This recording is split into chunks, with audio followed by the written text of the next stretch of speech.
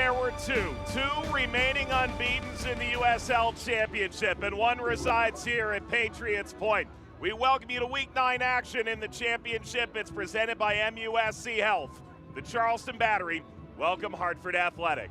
Good evening, everyone, with Ricky Lopez, Espen, Mike Watts. And Ricky, as a forward, you know better than anybody what Nick Marcanic is doing right now, otherworldly. And it's the ability to score different types of goals, whether it's getting on the end of it, whether it's creating for himself. But you look at this list, Mike, and you see Dom Dwyer, you look at Haji Berry, Junior Fleming, then Kelly. But you look at Dom Dwyer, he just came back into the league for the Oak and Roots. He's going to have something to say. All right, so Nick Marcanic, 11 goals. But how about 4 in one game? An assist as well. We spoke to Ben Pierman, the head coach for Charleston this week. He said, don't take an inch off what he's doing. Yeah, he's just so selfless the way that he goes about his business, but he gets himself into really interesting parts of the field, higher up the field, the ability to be clever in his movement. And like I said earlier, he can score every type of goal in the book. Right foot, left foot, header from the spot. Makes no mistake about it, Nick Marcanic has been massive for the Charleston Battery this season. Marcanic now is the leading scorer domestically in the United States. Names like Benteke, Messi. Marcanic stands chief among them all. But he's not doing it all on his own right now. MD Myers, his strike partner up front, is anticipated to be the guy.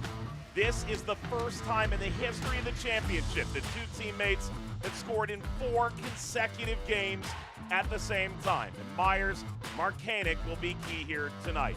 Meanwhile, when you look at this Hartford Athletic team, they're going to try and slow this group down, but boy, did they struggle with Louisville City. And we had the chance to speak with Brendan Burke, and he said, look, it was nowhere near what I expect from this side. The lack of work rate, the lack of game plan, the lack of execution. So yes, he's going to change a little bit, but what does the reaction look like for Hartford Athletic? Because make no mistake about it, Mike, there is talent on this roster. And tonight they'll make 6 changes, bring in a number of vets, including a couple of club debuts. We'll show you the Hartford lineup and get you ready for Charleston Battery and Hartford Athletic. Just Sacramento and Charleston without a loss to their name in 2024. The Battery put that unbeaten record to the test against Hartford when we return.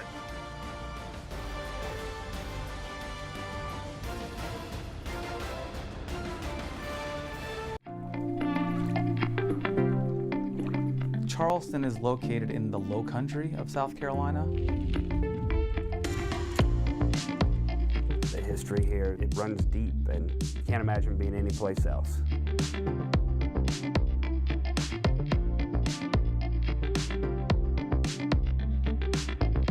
This place is magical.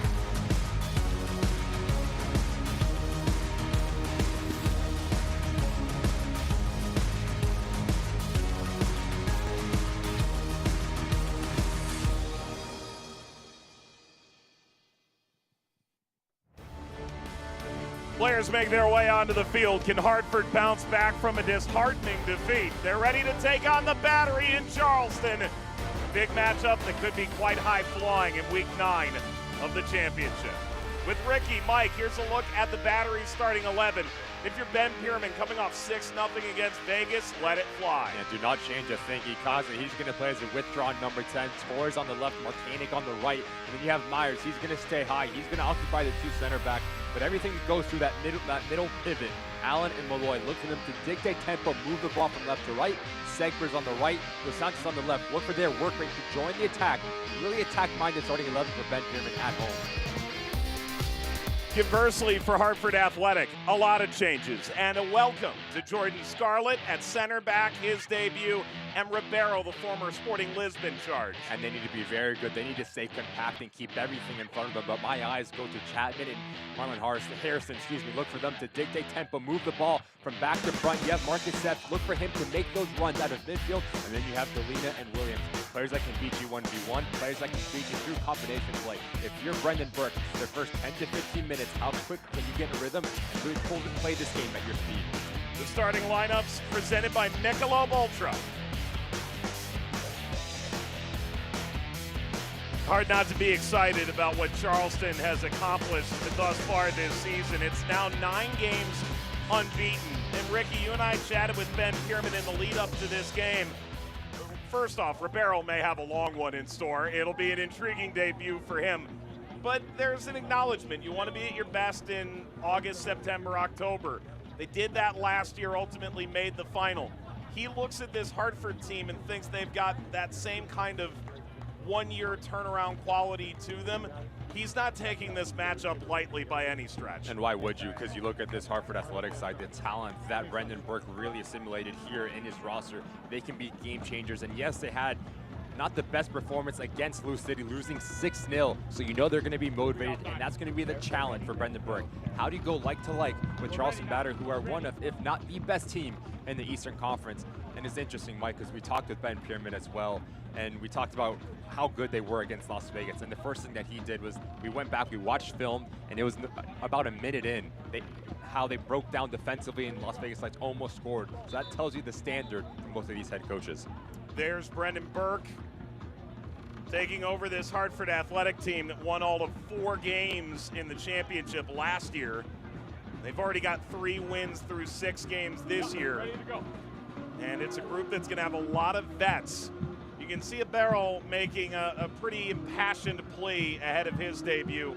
There was also an acknowledgement that Paul Walters got the short end of the stick in that game against Louisville. It's not a knock on Walters that he doesn't start this game, the 20-year-old loanee from FC Cincinnati, but it is Ribeiro's time. He dealt with an injury when he arrived, and the 34-year-old Brazilian steps in behind what's going to be a new-looking back line, including that man, Jordan Scarlett, set to make his debut after a tremendous run in Tampa Bay from 2020 to 2022.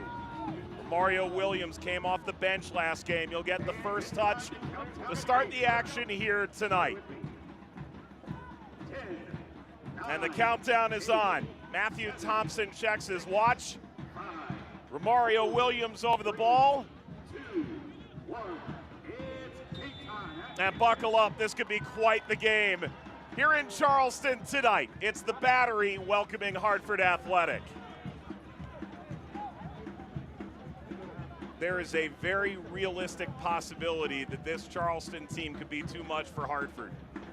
But Hartford has come in with a handful of vets, either debuting or just finding their form this year, and a 5-back that's going to give them a little more defensive aptitude to try and repel Charleston. It's going to be a very intriguing start to this game. And it was interesting talking to Brendan Burke. He said, look, we could press high, but we're actually going to drop our line a little bit deeper and stay a little bit more compact. And he really challenged his side, saying, look, this is the best team in the Eastern Conference, or has been last season. How do you go like for them?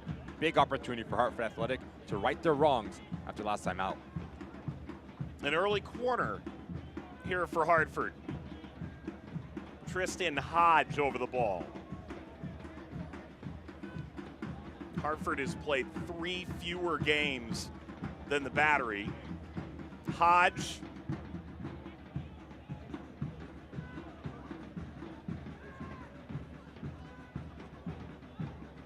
Chapman. That's the game within the game tonight, isn't it? Aaron Malloy against Jay Chapman. Chapman won the treble, was a real contributor to Toronto FC when they won the Canadian Championship, the Shield, and the MLS Cup, all in the same year. And Aaron Malloy, who's at this point perhaps inarguably the best midfielder in the league.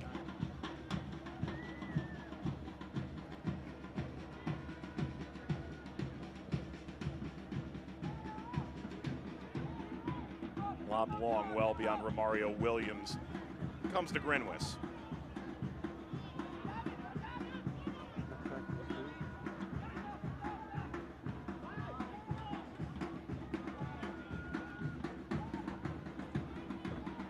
Hartford was trying to press. Charleston, that quick switch to the other side. Just so comfortable on the ball. This Charleston Battery side, every single player in the starting 11 has the ability to break lines with their passing range and decision making. So you just see how comfortable they are in possession.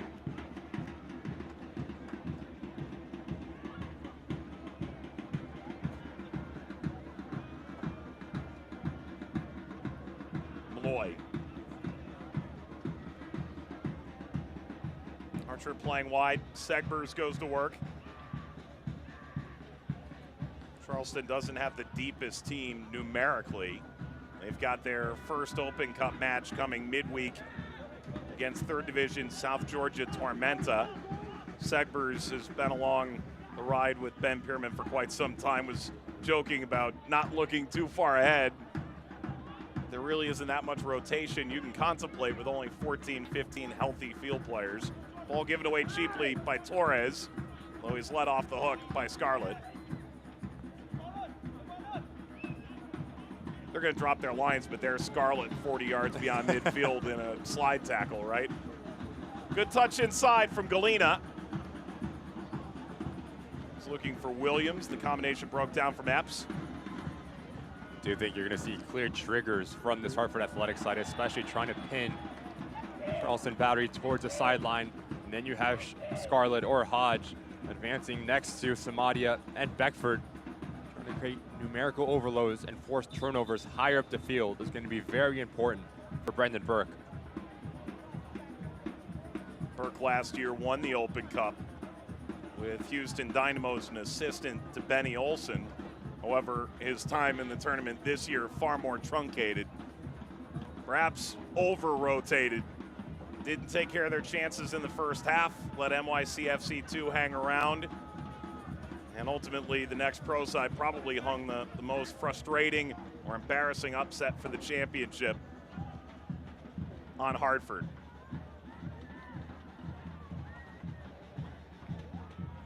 Ikaza. Allen.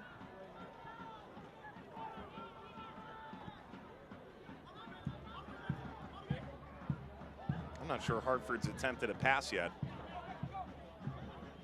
Galena. That didn't fly. Kaza brought it in. Segbers.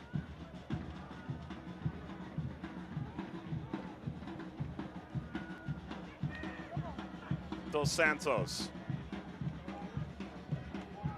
Whipped inside by Torres. Ball drops kindly. Through now by Myers. And that's a toss from Ikaza. Free kick for Hartford.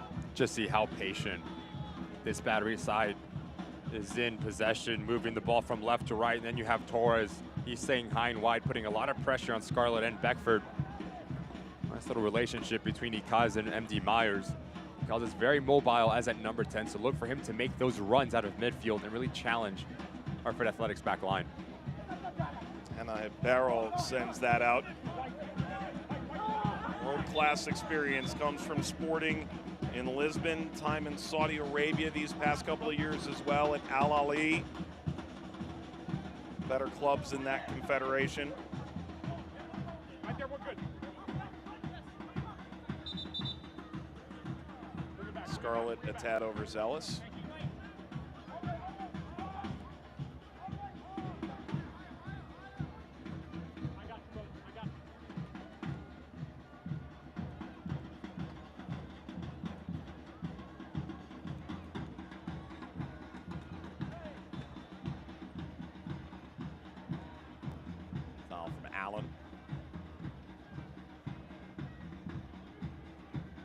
We're a month and a half into the season now. This Charleston team, how have you seen them progress year over year? I've heard some coaches describe it different personnel, perhaps more talented personnel, but it looks very similar. And I would agree with that. I do think as you start to see Ben Pierman really implement his style, how comfortable players are, understanding the different roles that are required from him, because he demands a lot. He puts a lot of responsibility on his players. Look at a player like Chris Allen coming next, Aaron Malloy, what he means to this side. Players, because of that he's brought over, just the work rate, understanding where to be, how to be, the type of runs that Ben Pierman likes his attacking players to play with.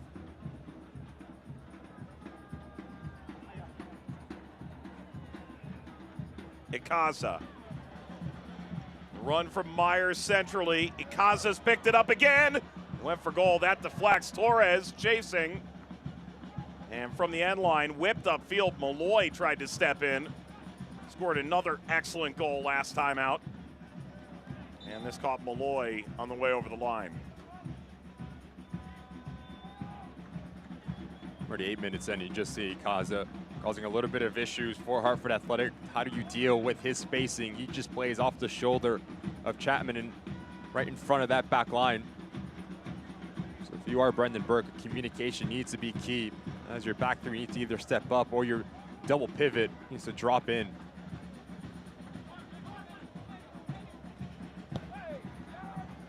Ball whipped in over the top. It just got beyond Romario Williams. If he's able to cradle that, it's a real danger moment. Swiped upfield to Allen.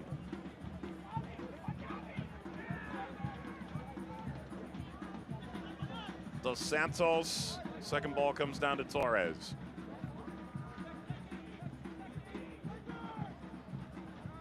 I thought it was possible we'd see Jackson Conway in the bench tonight. Ultimately proves not the case.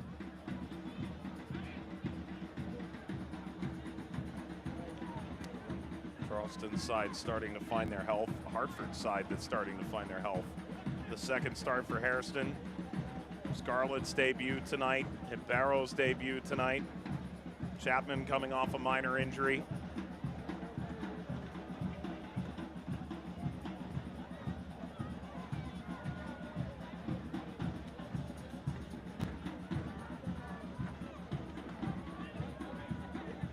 Archer. Graham Smith, an all-league selection.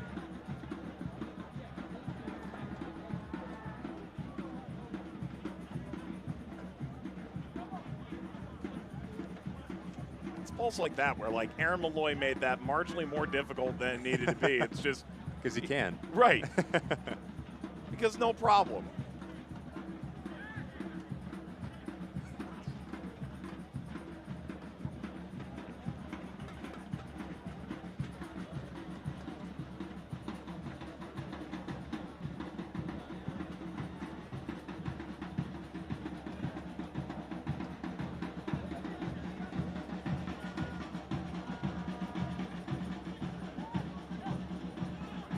Inside from Torres. Allen was trying to play through with it. Epps launches down the line. That's too far. The injury report for Charleston is brought to you by MUSC Health. Notably, Juan Palma is unavailable. Still with a hamstring injury throughout the year. And in addition, Jackson Conway, they're hoping to see sooner than later. Toro Rodriguez remains out.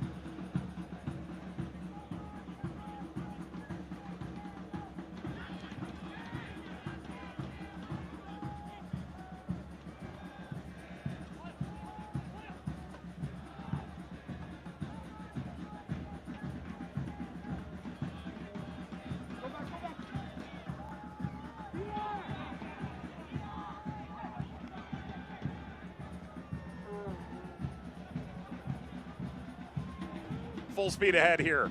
Marcanic taps outside. Segbers crossing, seeking Myers. It's out for a corner. And that's going to be the challenge for Hartford Athletic. Yes, if you elect to press high, You need to stay compact in your structure because too many times it's that front line that goes and that midfield and back line that stays. So that's when the gap starts to open up. You start to see how good and how quickly this Battery side can change a point of attack as they win a very dangerous set piece here in the 12th minute.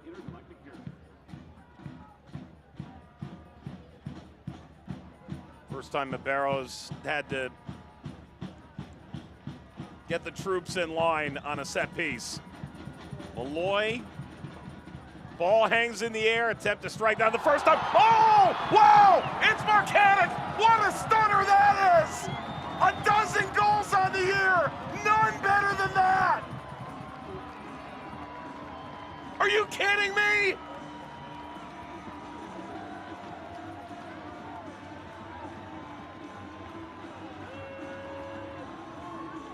When it rains, it pours. This guy is on another planet. Just something out of nothing, so instinctual. The body control, the technical ability, and the audacity from 12 yards out. The utter brilliance from Maric. Off to the corner to celebrate. 12 on the year, but more importantly, Charleston Battery in the lead here.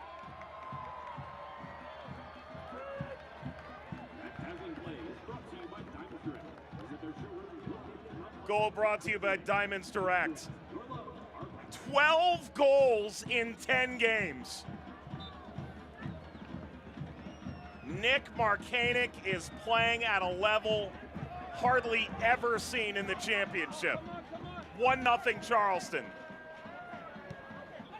If you're Hartford, you absorbed a lot of pressure. Here's Galena. But to concede that, goodness gracious, what a goal. Ball through for Epps. Outruns everybody.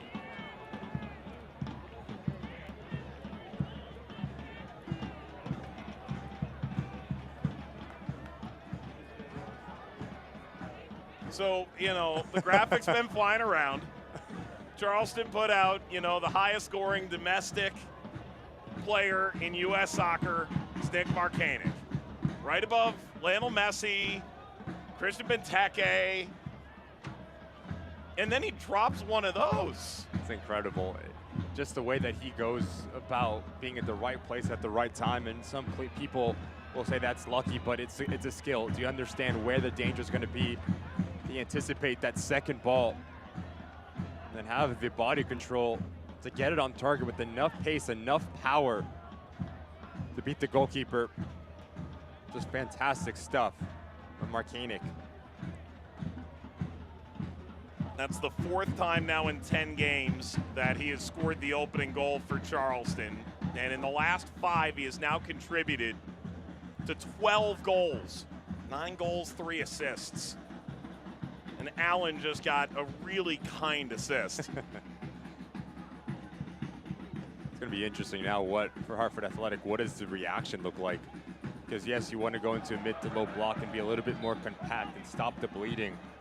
But that's the 7th goal that you've conceded in your last 2 games. Haven't really offered anything going forward, not having the ability to find that first pass after you force a turnover. Uphill battle now for the visitors.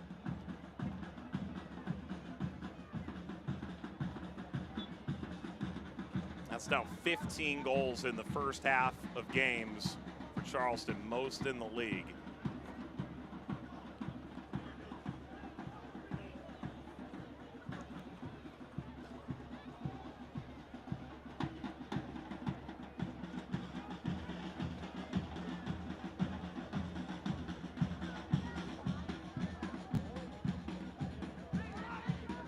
Beckford.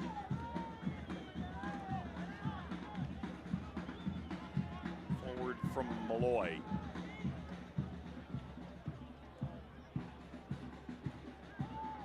Hardly an empty seat today at Patriots Point. This has been the place to be, no doubt.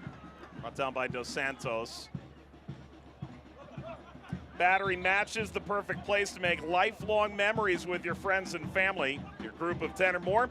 You'd enjoy discounted tickets, exclusive on-field experiences, private hospitality areas to catch the match. Visit charlestonbattery.com to learn more and plan a memorable night at Patriots Point. Here they go again. Marcanic. Myers was joining, picked up, and eventually lost by Van Kazeel. Matthew Thompson will bring it back.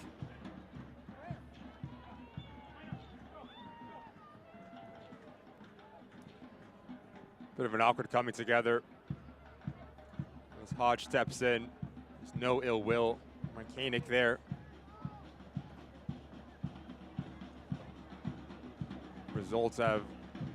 Results after a sloppy giveaway once again from Hartford Athletic, not having the ability to connect that first pass.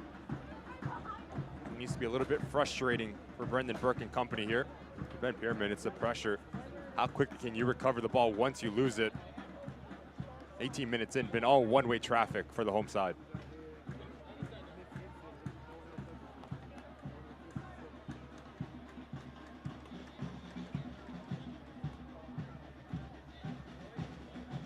Matthew Thompson finds something funny here. There we go.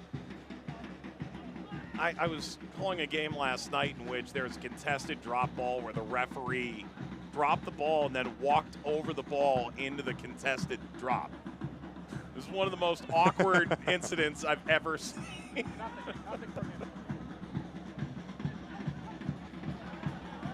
Nice ball inside from Myers.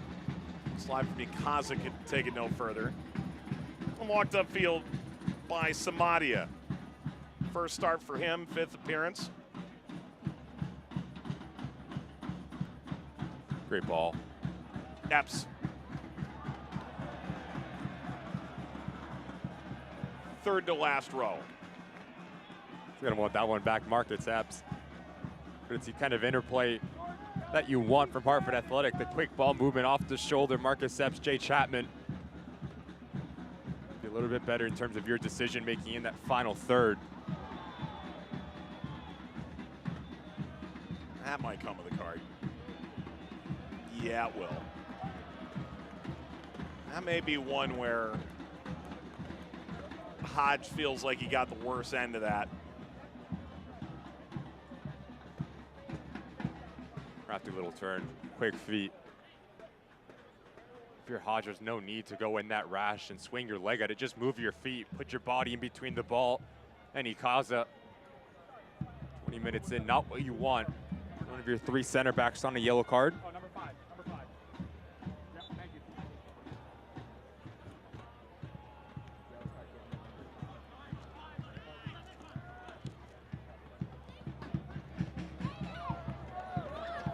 Leading ball for Allen. Allen whips the cross, and Barrow got a piece and cleared away before Myers could converge.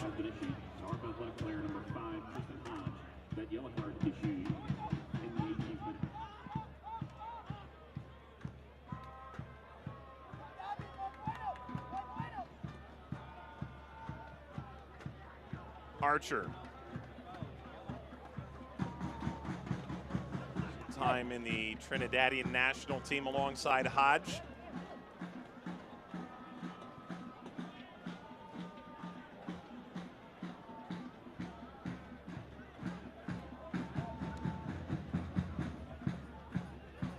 Minutes gone. Fast control of this game has belonged to Charleston.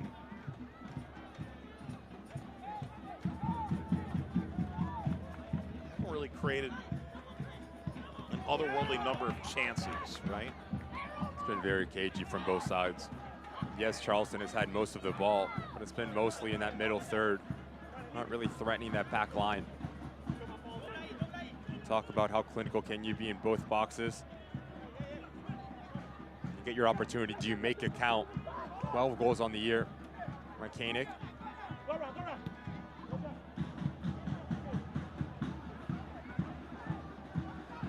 was asking if it sort of felt like you're carrying like a rabbit's foot or something, or a 4-leaf clover. Myers, they brought in knowing he could score. And I spoke to the staff at Rutgers. They rave about this guy. Marcanic, really solid year last year. But to score now 5 games running for Marcanic, 4 games running for Myers, there is an element of efficiency that goes beyond expectation.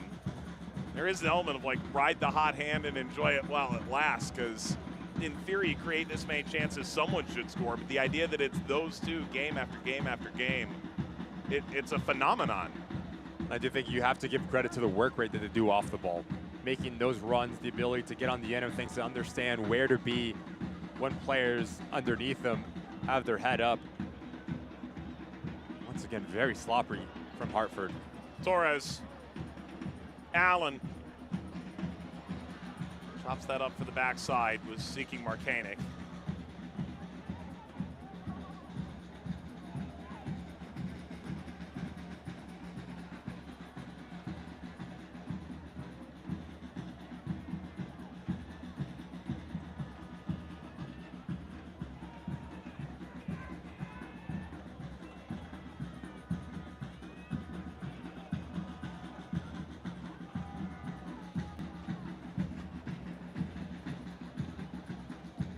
By the way, it's now a good time to mention Nick Marcanic's going to join the show on Sirius XM FC on Tuesday. Ball tapped ahead.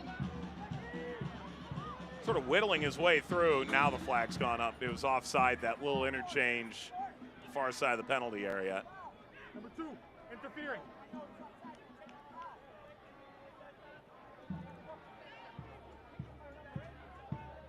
There's a good article that just came out about him from Transfer Market. At this point, it's just going week after week and grabbing the guy leading the Golden Boot race. Did a great piece on Wilson Harris, now Marcanic.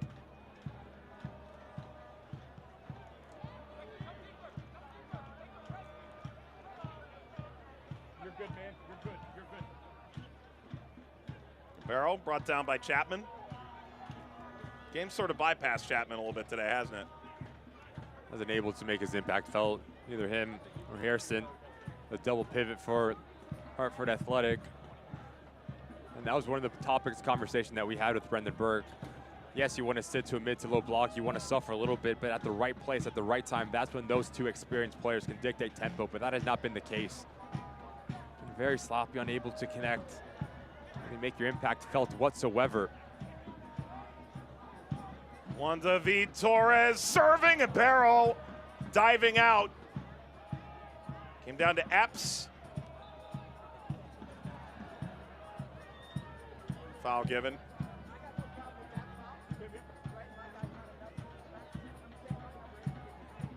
Oh, that kid with the shades in the background. Styling and profiling. Wow. These ball kids are showing more and more style. I was unprepared for that.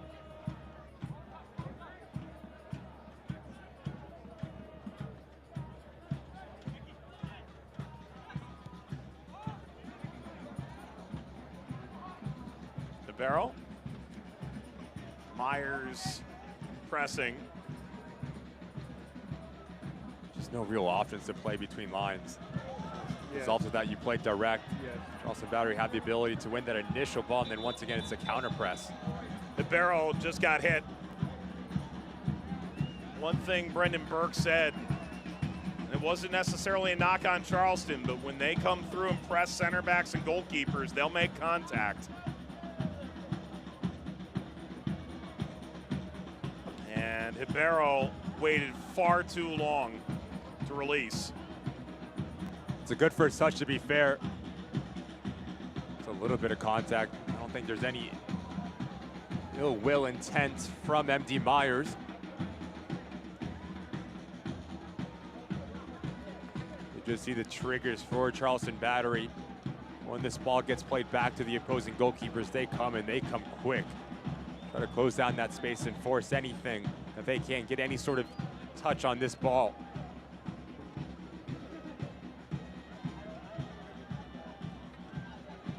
Meanwhile, as he's being attended to, like, He is matching. Woke up feeling dangerous. Look at the coordination of the colors.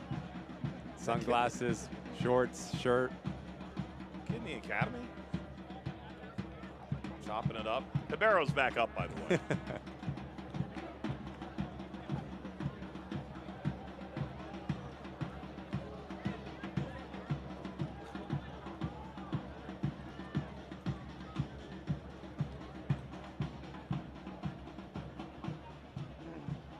You know, Ricky, I'm disappointed because I'm going to make you sound older than you are, but in your era, I feel like the fit check was just coming into vogue, but you didn't get to experience the full extent of I did not. Athletic fit checks. This kid's living the dream that Fashion Boy Ricky here never got to experience. Living through him. It's very vicarious. Yeah, there. Big diagonal to restart play here for Hartford. He's getting all the cameras on, that young man is. Hodge, Epps, Hairston, Scarlett.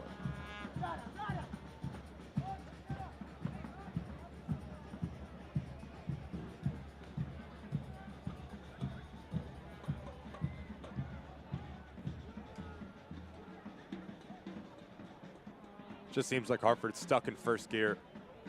No real way to find and break through this line of Charleston Battery. It's been so sloppy. That giveaway, Juan David Torres. Whipped a shot. Ultimately, Allen corrals. Forgot to Dos Santos. Allen intervenes. Took it away from Galena. Hey, Dos Santos. Oh, wow. Puts him on skates. Another attempt at trying to cycle that home. And the whistle apparently gone elsewhere. I mean, when you're feeling it, I guess. You have two outside backs that have the ability to break down individual players. Santos on this near side, Segber's on that far side. So many options for Ben Pierman. Marcanic for Myers. Away from goal. Sent centrally. Allen stabs it down. Allen went for goal. Hibero. Once again, Mike, there's just so much time and space, about 25 yards in, to pick up their head, to find a pass, to pull the trigger.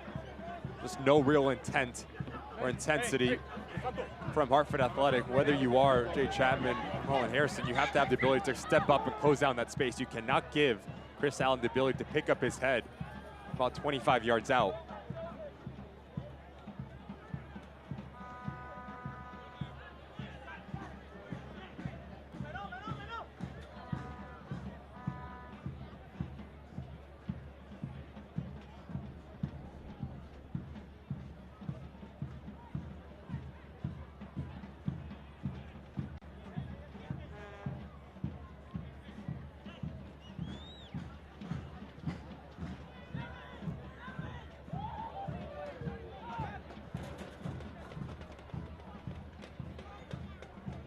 Grinwis lives the most privileged life of any goalkeeper in the championship right now.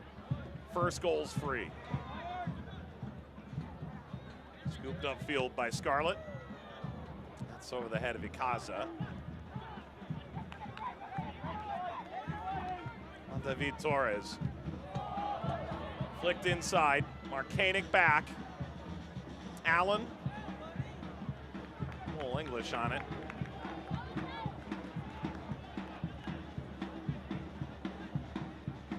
All right, if you're Hartford, hasn't been all that swift, half an hour in. Seems like they're struggling to get the ball through the lines.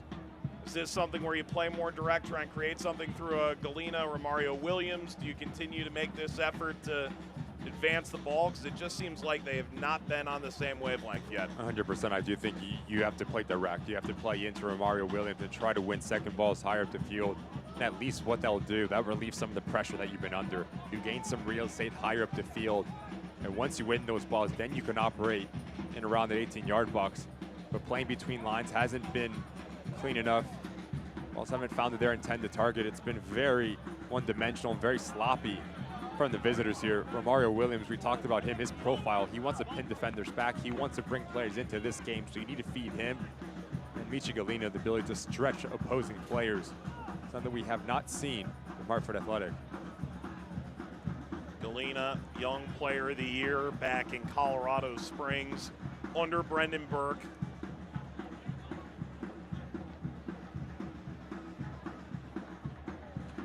actually came up with Brendan at Bethlehem Steel.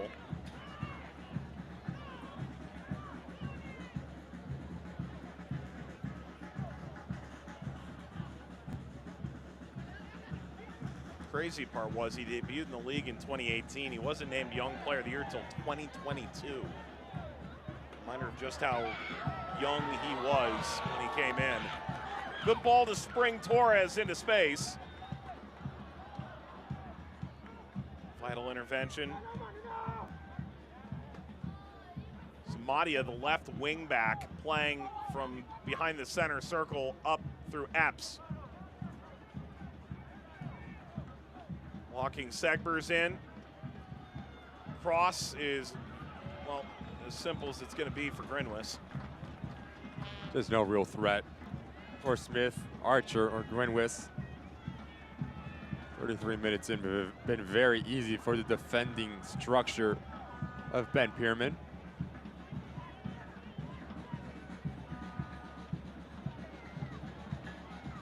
Once again, you just see how easy it is to play between lines.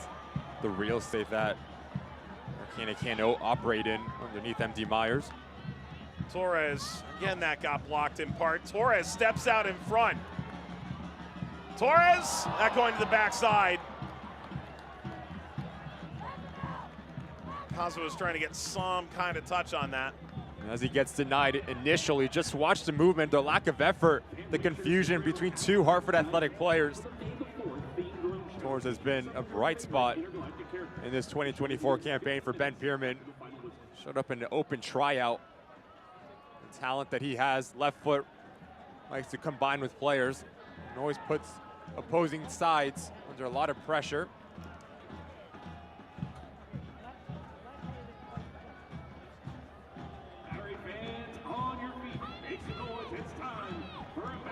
It is a battery corner.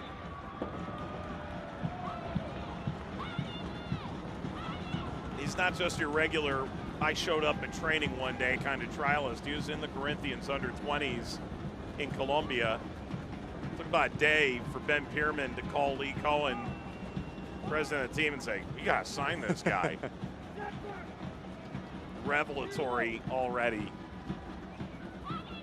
Torres playing this to the top of the area. Allen blocked, hangs in the air, flicked along. Icaza. Well, Icaza's feeling like he's on the verge of a goal today for sure. But as this ball recycles, just watch the right side of your screen, whether it is Icaza, whether it is Marcanic. The way that they peel off, they're anticipating the second phase, but give credit to Ribeiro. He comes off his line very quickly, does just enough to throw off Icaza. Epps, he got swarmed. Ball caroms kindly. Allen again, pitchforks that ahead. Koenig was trying to find Myers, down to Icaza.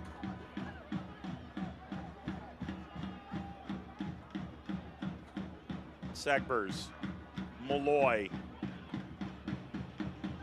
Koenig came to the ball, Torres. Touch dragged him outside. So Santos got megged, and he pays it back. He receives a yellow.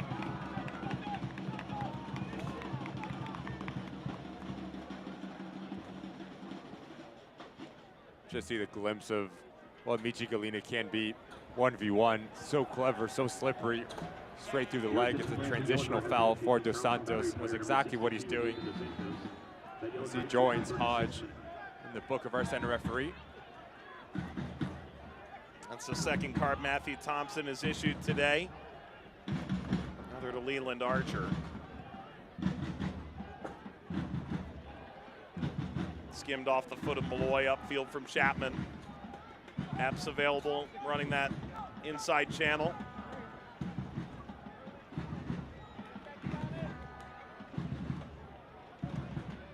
Scarlett. Was looking for support wide. Beckford has been non-existent. Chapman has been played over. I mean, these are guys that Hartford, we're hoping we're going to make substantial impacts today. Charleston has just choked them entirely out of the game.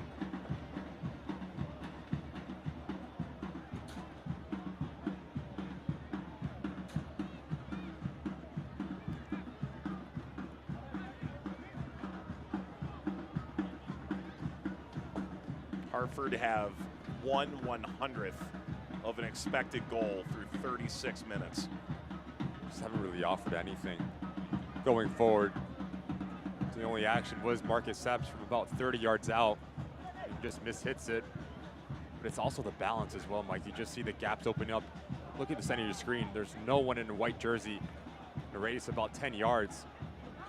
Just so easy for Aaron Malloy, Chris Allen, just to pick their head up, spray the ball from left to right, and then it's the ongoing movement that's causing all sorts of problems. Players aren't getting tracked. There's no communication whatsoever. Once again, you have to be very frustrated if you are Brendan Burke here.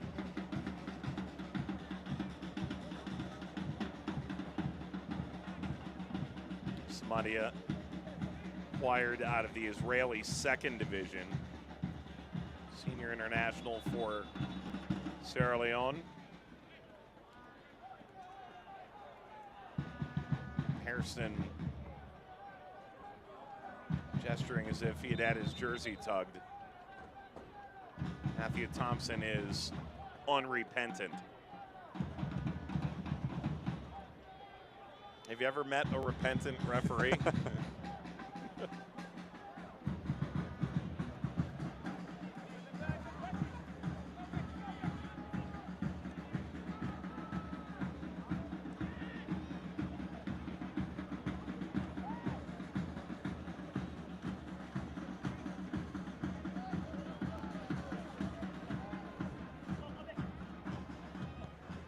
I've enjoyed the role of Allen today. The understanding how to play with Aaron Malloy. As one goes, the other one stays home. They share the field, but they also cover so much ground, defensively, offensively, and always playing a supporting role for players underneath them, ahead of them. They are the heartbeat of what Ben Peterman's trying to do here. That's a high hand.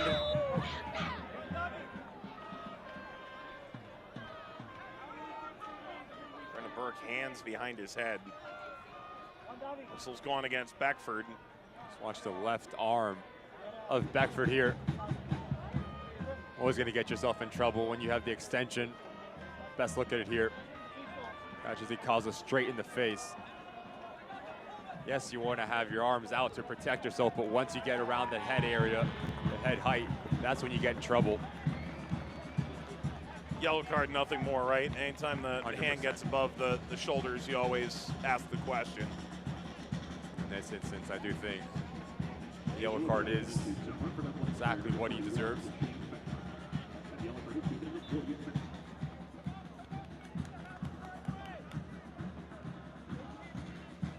Well, 40 minutes gone, and for all Charleston has done right, and I guess the best way to put it is they've not put a foot wrong. Only a one-goal lead to show for it against a Hartford team that does have a ton of attacking weaponry.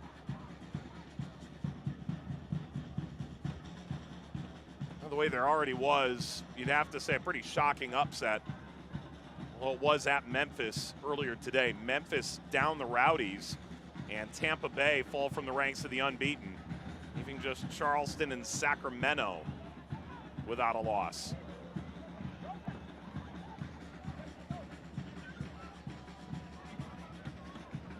That was a Stephen Glass special. They needed it as well. They did. Also great to see Pete Pranica back on the mic, the Memphis Grizzlies announcer, perhaps best known for that. Also the inaugural voice of 901 FC, coming off of back surgery about a week ago for a herniated disc. He was already back in the booth today. Happy to see that. And the referees were on time, which Memphis fans certainly will appreciate. Big diagonal hit for Torres.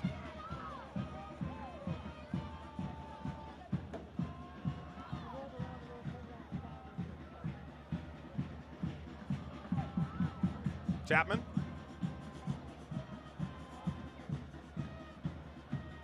Malloy.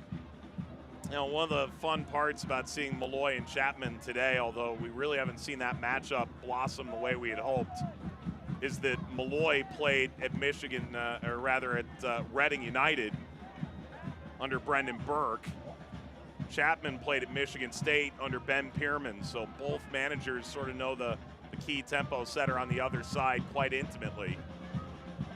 Dos Santos, Allen, top of the penalty area, the spin, the ball flicked along. Torres tried to keep it moving. Splays out to Galena. Epps into space for Beckford. I've seen a couple of slips here. Beckford, one of the most fleet of foot in the league, leading. Galena crossing. Oh, it's off the woodwork and out the other side from Williams. Hartford nearly equalized.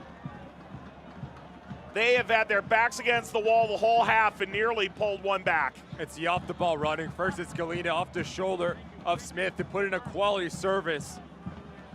Bit awkward height for Williams, but you get anything on it, you put it on target, you give yourself a chance. Just so unfortunate for the visitors here, but you just see how explosive they can be if there is real estate to run into it. 2 passes, almost tied this thing 1-1. I can't help but think about, it was, what, 90 seconds into the game against Las Vegas? Breakdown for Charleston. It's a 6-0 win. Sometimes the coach will say, yeah, it was great, we need to move on. They spent a lot of time talking about one specific play, saying, if we went down 1-0 in this moment, we aren't winning 6-0. We may not win the game at all. It changes the entire outcome. And so Beckford getting that free run, then Galena cutting inside and finding a central run from Williams that's unmarked. It's one moment out of 44 minutes. All of a sudden you could be level right at halftime. And it's a trickle-down effect. I do think if you're Ben Pierman, you're going to look at that film and say, number one, if you're Dos Santos, you don't need to go down that early. Just move your feet, keep Beckford in front of you, and then it's the rotation and the communication between Smith and Archer. Time and space on the ball, you need to drop. You need to drop a little bit deeper so Michi Galena cannot make that run. And when the other center back gets pulled out, that's when you need Archer to be goal side of Romario Williams. Volume up. But aren't we hearing it from Charleston? We aren't going to be complacent. We're going to continue to approach everything professionally. There's an option out here. He is all alone. Torres touches forward. Good from Scarlett. Get in there in the nick of time. Once again, a little bit of confusion between Hartford Athletic. Their shape is all over the place. You're playing at the back 3, so yes, you want to be narrow, but Scarlett is playing central, right in front of Van Zeal. But give credit to him, it's a recovery run, it's a timing of the challenge. It's been a really good opportunity for Charleston Battery to double their lead here.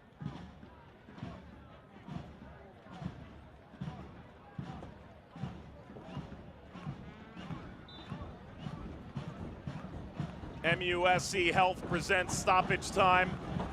Service through. Ibero got a piece. 4 added minutes. Where did we get 4 minutes? Genuinely, I don't know that the ball's been out of play for 4 minutes. I think the only stoppage we had was Ibero going down.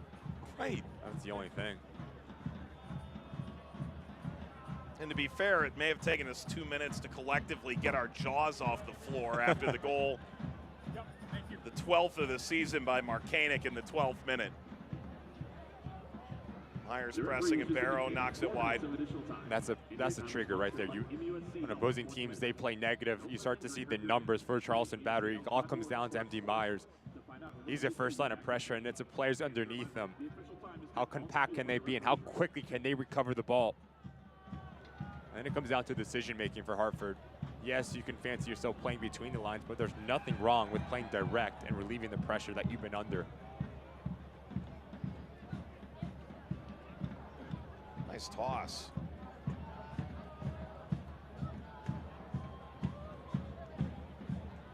Stand's been full here in Charleston to start the year, and for good reason. This is the greatest show on grass. The Championship right now. Hartford able to slip this ahead. Williams was offside. I don't know if they traveled with extra cleats, but there may be a lot of boot exchanges at halftime, a lot of slippage. That's when you switch to the soft grounds, the 6 metal studs.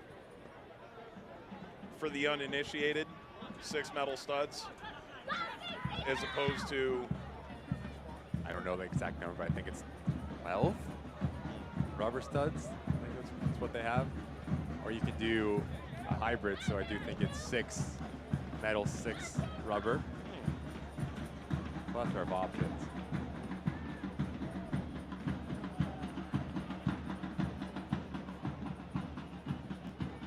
I can follow Joe Buck into the broadcast lore by asking what's longer, 5/8 or a half. One of the great broadcast lines that was, I think, dripping with sarcasm, but I'm not sure that it was taken that way by America at large.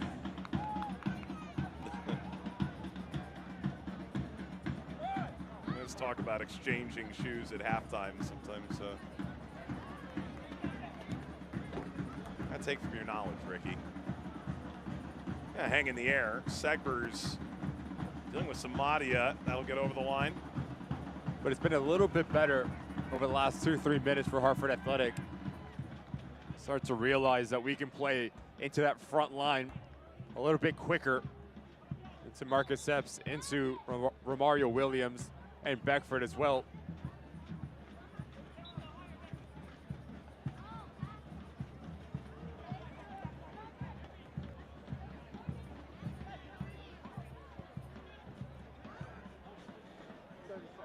Another half minute or so. Hartford quite clearly could have pulled on to level terms.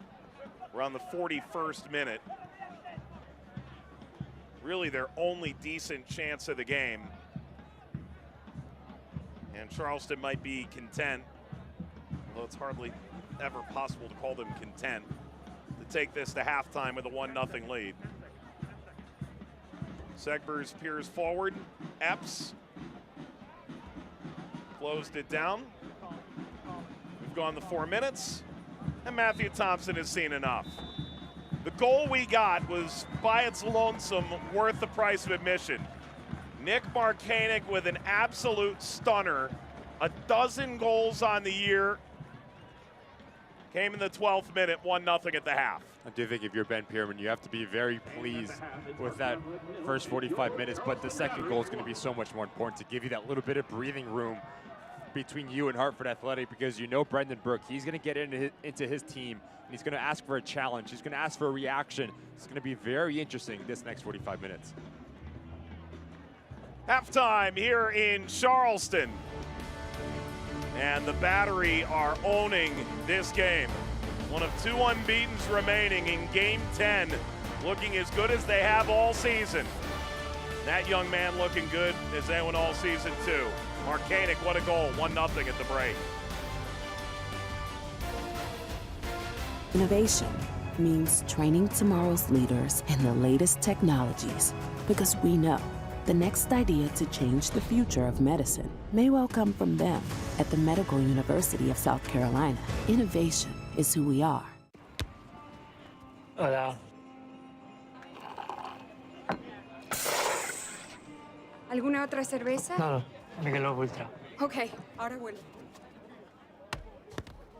I can't wait a moment more. Tell me cuando. Mr. Messi. Say it's me that you Michelob Ultra, cerveza light superior. Every lottery ticket purchase keeps education in our state moving forward. Like in 2005, when lottery proceeds helped purchase new school buses that kept South Carolina students on the road to success. Because arriving safely to school every day is the first important step on their journeys to the careers and lives they've always dreamed of. When you play the lottery, you're helping fund the futures of students all over our state, which is why education is our middle name. Innovation means developing novel therapies for patients today and taking the first steps toward life-changing discoveries decades in the future.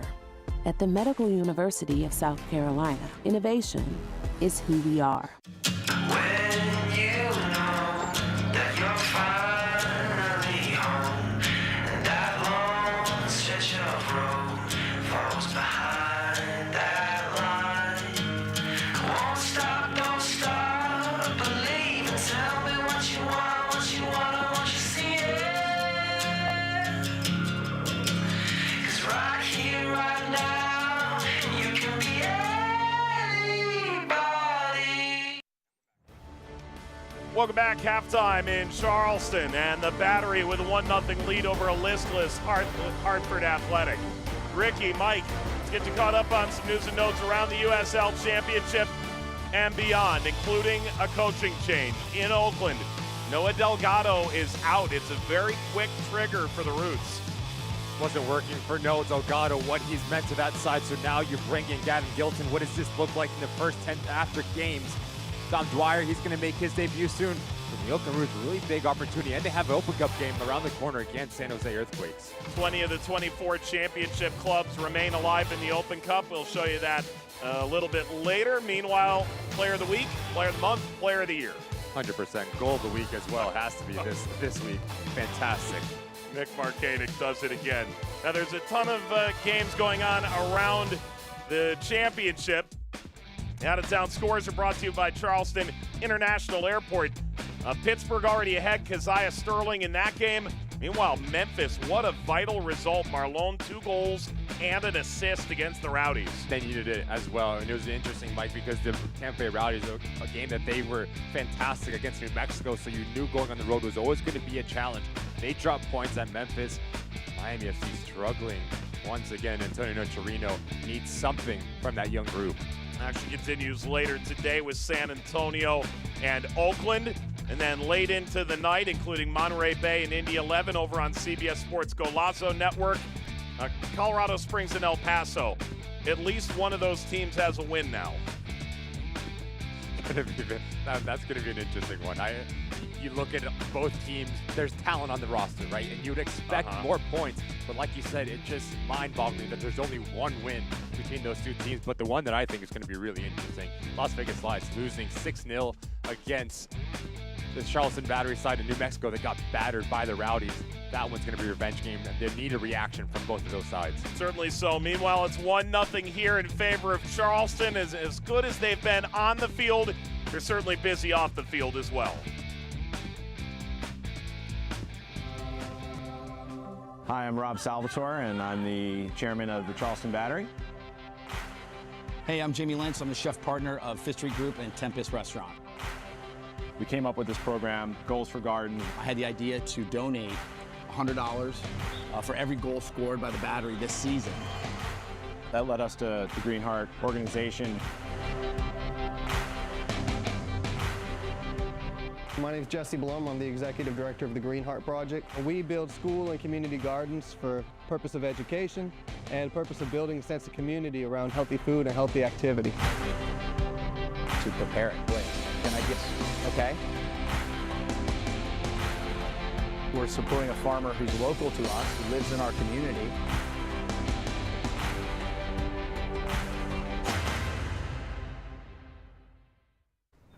Go get it, Doug.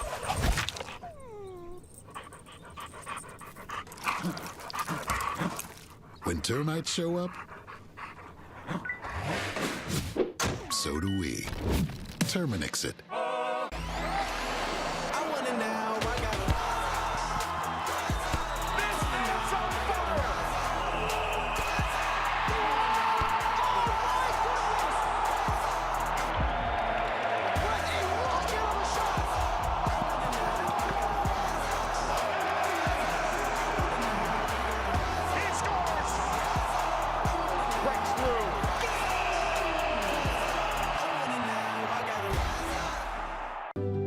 Pain doesn't care who you are or why you hurt, but pain can be mastered if you know the way. Fight back with Tiger Balm's legendary herbal power.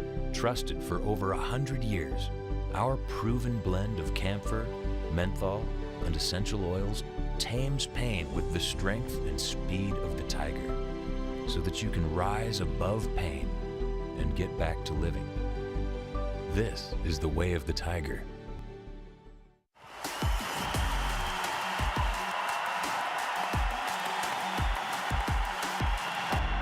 From distance, oh, what an effort, and it's special. Machoma fires! Oh!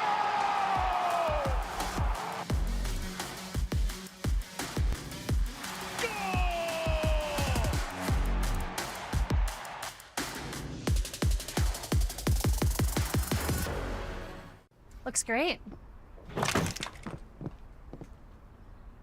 Oh. When termites show up, so do we. Terminix it.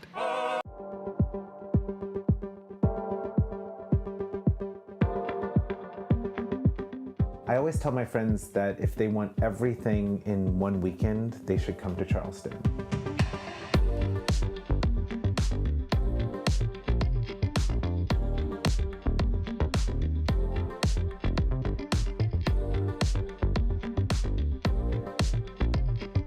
I think you'll feel the love when you visit Charleston.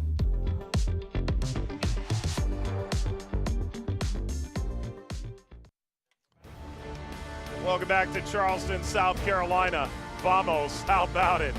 The Open Cup continues next week with a round of 32. Many fans will be focused on those USL versus MLS matchups. A great history of cup sets when USL teams have pulled off upsets against the First Division MLS sides.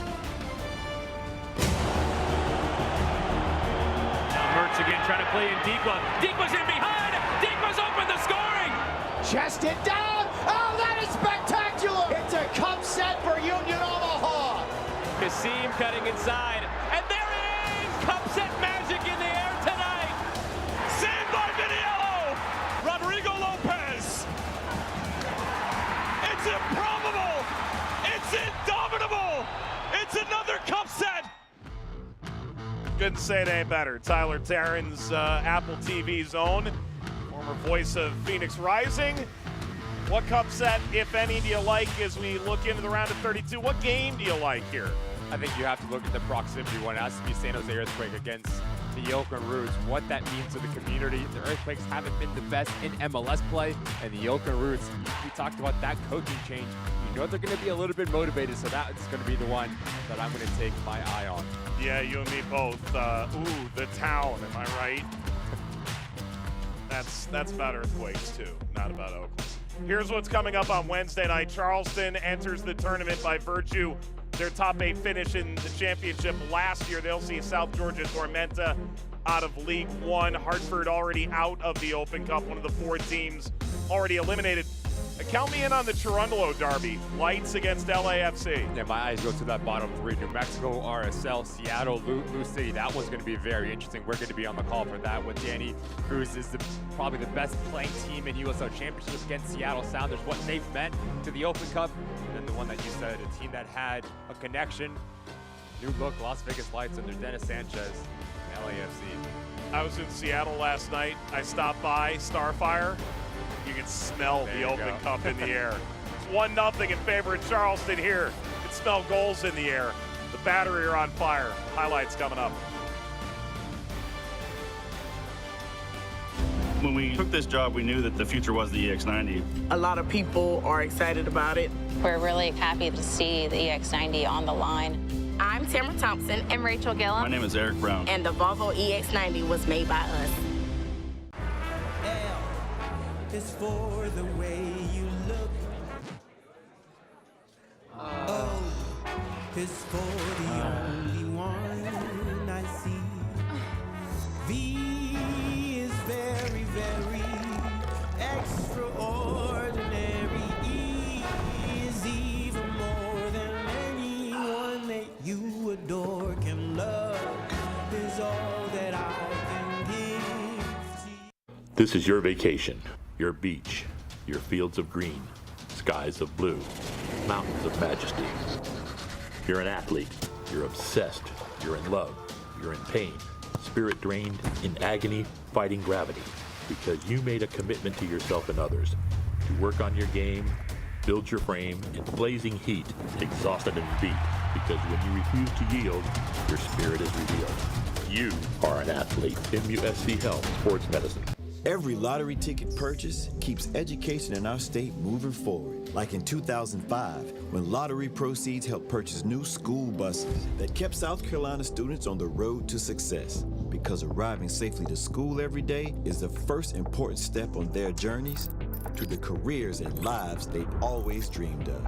When you play the lottery, you're helping fund the futures of students all over our state, which is why education is our middle name. When we took this job, we knew that the future was the EX90. A lot of people are excited about it. We're really happy to see the EX90 on the line.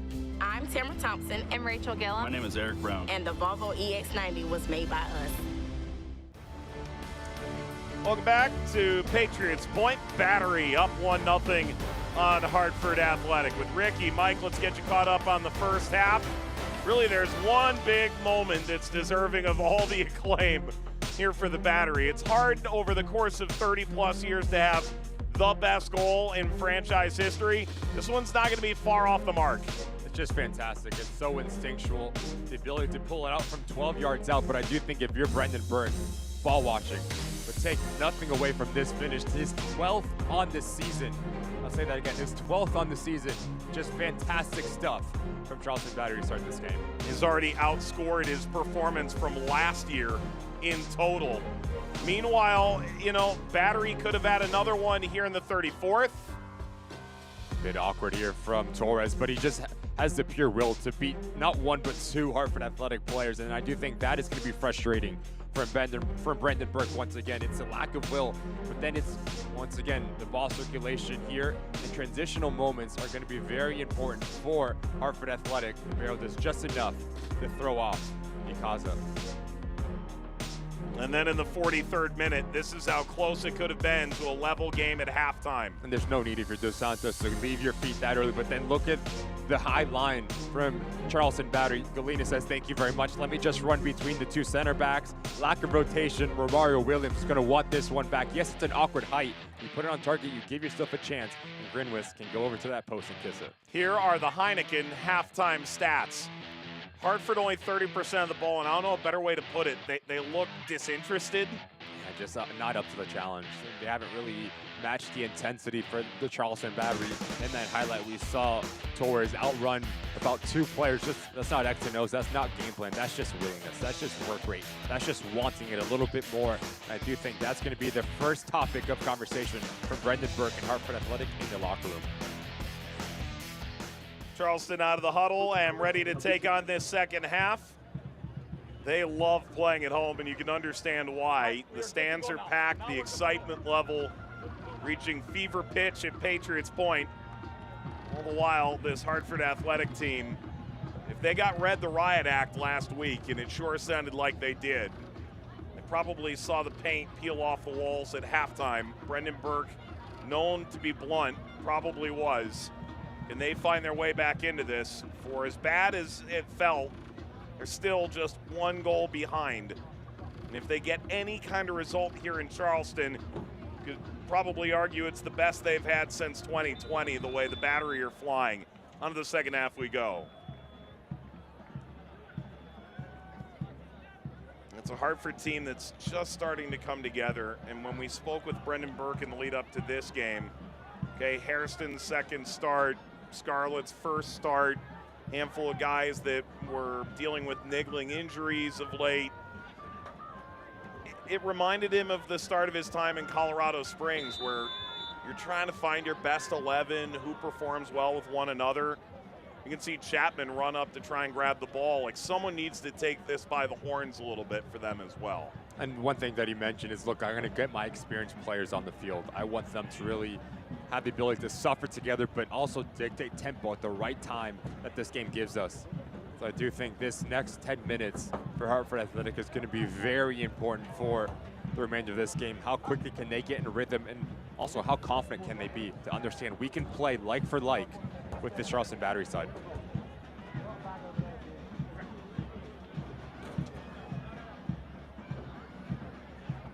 Turning in the penalty area, ball aimed at frame. Grinwis knocked it away and puts it over the end line for a corner. And Galena took a half chance and nearly made it a full goal. You look at it as a positive way for Hartford Athletic. Yes, you hasn't had your best football in the first 45 minutes, but you're only down 1 goal. It takes one action, it takes one individual brilliant from your front three. Galena twisting and turning, has eyes for that near post, but it's a really good save from Grinwis. Corner for Hartford. Grinwis, kind of punch you'd hate to see in a bar fight.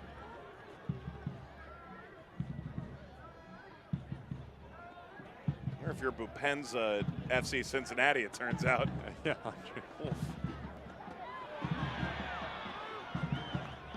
Guy had, what, like 7 knockouts or something? The professional boxer that hit him outside a bar in Cincinnati on Sunday. Yellow card given here. Talk about bad luck, huh? Not the guy you want to mess with. No, you didn't run into a member of the Cincinnati Reds. You ran into a professional boxer. Kaza's gone into the books.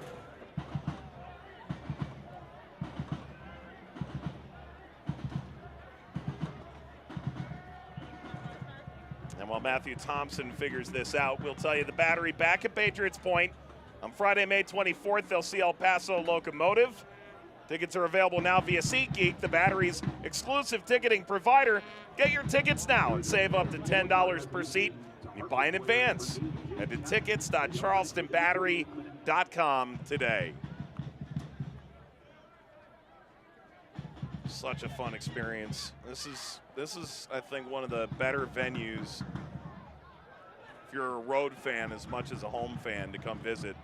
Marcanic spotted the run on the far side. Torres, that hit off the crossbar, comes out the other side, and away by Hodge.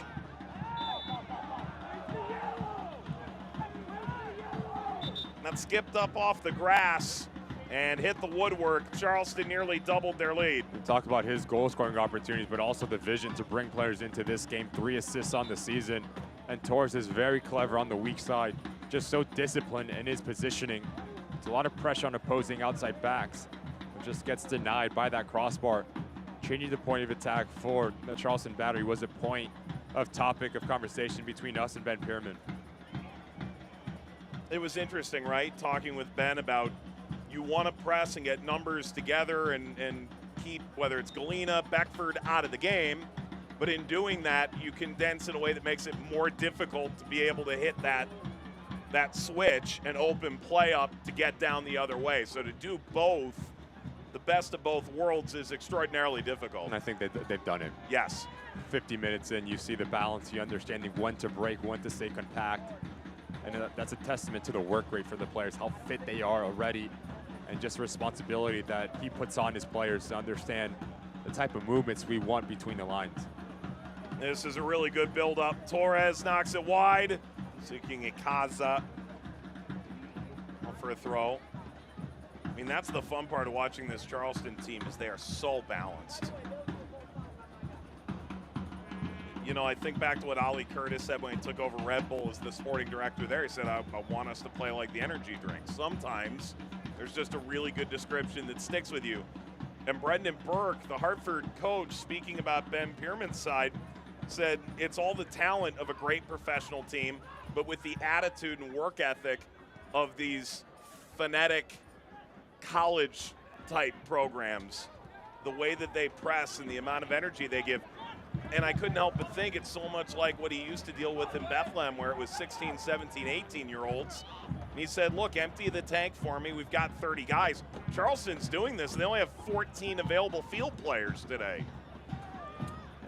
It's the efficiency of what they do, the understanding of when to play direct, when to be traditional, when to keep possession and really play what the game is giving you. And I do think you described it perfectly. It's the balance. It's the balance of understanding how to play this game and the different opponents that they're going to play against, right? How do you adapt in real time and find real-time solutions?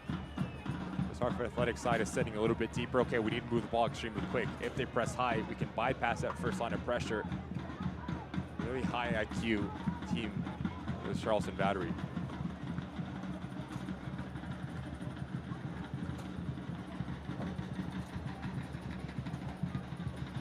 away from Williams, or was it, by Dos Santos. Mario Williams brought it down. Sneaks it across for Samadia. Sprays ahead for Galena. Kept it in at the end line. And Allen there to knock it out to the halfway line. Kept away from Myers. Brought in by Hodge. Down the line, Samadia. Epps. It's opened up. Epps went for goal, knocked around, and held by Grinwis.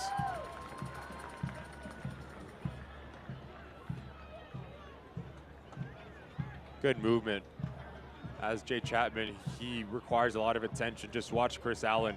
He goes with the center midfielder, so that opens up the gap for Marcus Epps. And how many times have we seen him find that top corner throughout his USL Championship career?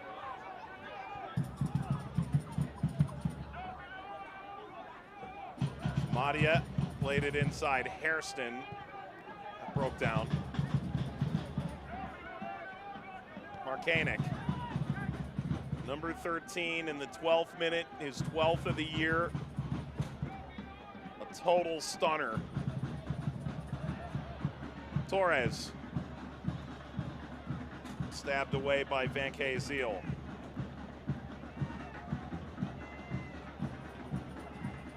Chapman got a piece. Drops to Ikaza.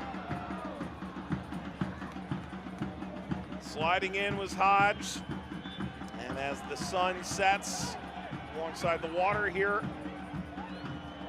somehow Hodge isn't the one who got that last, I suppose. It's a confusing one. It does look like he makes that last challenge. Kaza felt the same way. By the way, we are keeping an eye on the other games in the Eastern Conference ongoing right now. Mentioned Memphis, a 4-1 win over the Rowdies. Forrest Lasso got sent off in the 11th minute of that game. Memphis a winner there. Pittsburgh has held Miami without a shot going into halftime. Isaiah Sterling, the 16th minute go-ahead for the Riverhounds. We're trying to make it 3 wins in a row. Like the Undertaker out of the casket, back to life. Loudon and Detroit featuring in the first half. North Carolina and Rhode Island. Birmingham and Tulsa. Those 3 matches currently scoreless.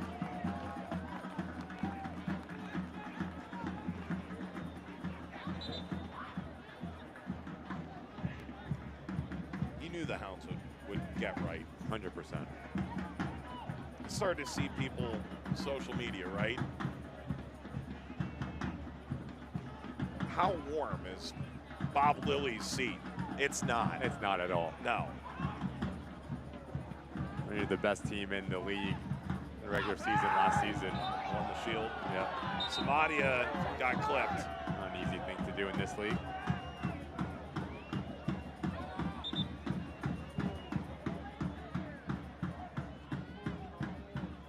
Just quicker than Ikaza. Needs to be very careful. Ikaza already on a booking. This time's this challenge really late. He's going to be walking a very fine line for the remainder of this match. You've also got the Open Cup coming up midweek. It play in your mind, you just sort of got that last warning, so to speak. Ikaza covers so much ground. Maybe you recognize it could be better served to ride the rest of the game on the bench. That's when you look at the man management and the trust in the players that are on the bench, and also how fit are they. I mean, you have a plethora of options. Gutierrez can come in. LaCava needs to get some minutes. I would not be surprised. Maybe Crawford as well. Would not be surprised if you see Ben Bierman pull off Ikaza.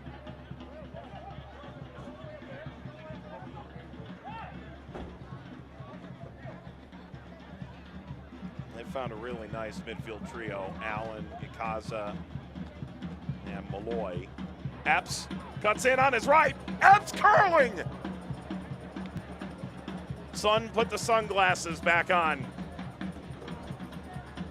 It's dangerous behind that goal. And this is what Romario Williams is all about, bringing players in. Marcus Epps from outside in continues his run. And it's about the 3rd time that we've seen him try to bend this ball into that far post. Not enough whip on it to have it cut back. But once again, it's a really good action between those two players, Williams and Epps, understanding the movements, how to play between lines. Epps and Segbers make peace.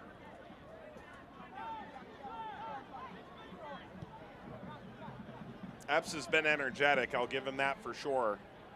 And then that handful of attempts from outside the penalty area, that probably his closest effort yet. It's a nice little tactical change as well from Brendan Burke. We saw him play centrally to start the first half, and now he's playing more on this left side. And it's Galina that's playing underneath or alongside of Romario Williams.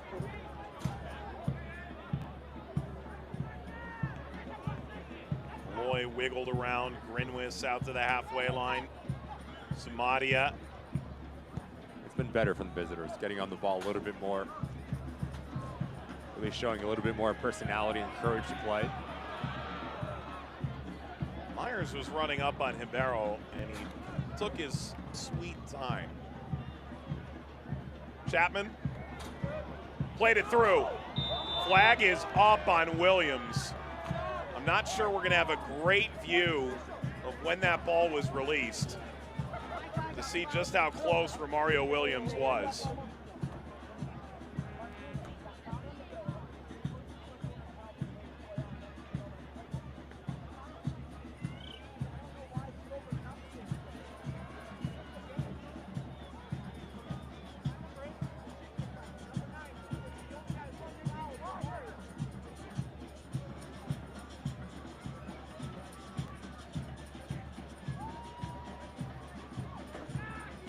We have one that stretch pass was 30 yards upfield. I have an image that'll give clarity to that. So the AR is deemed by all standards correct.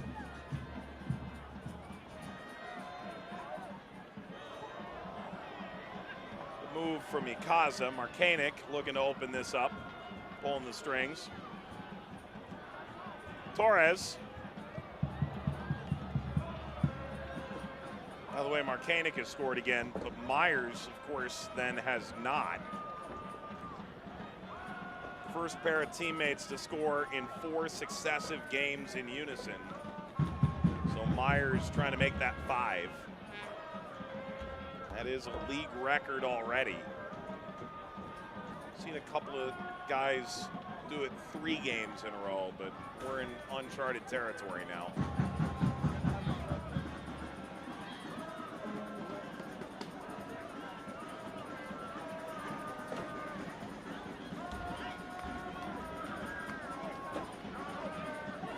Hodge a long way from home. Chapman dealing. Hairston. Williams deep.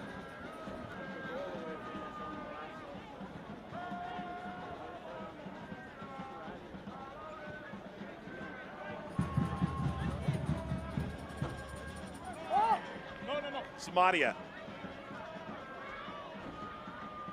Got Segbers in the air. And accepts a corner for all that work. Both teams talked about restarts being substantial in this game. With an hour gone, maybe a chance for Hartford to find some joy. And Segbers asking for a second.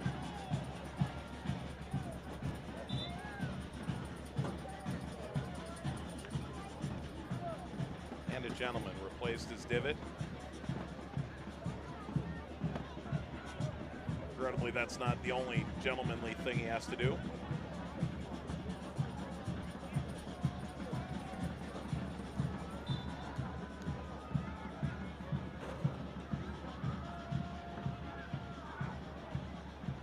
Service to the backside, dealt with by the battery.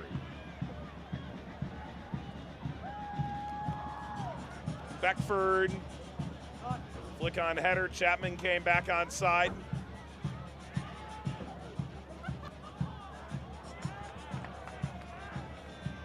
Frustrating. What are the quality of Jay Chapman? Does too much weight on this ball, does well to get on his preferred right foot. Just loft it into a dangerous area and cause chaos and see what happens. We'll say him and Harrison have been a little bit better at getting on the ball. Start this second half.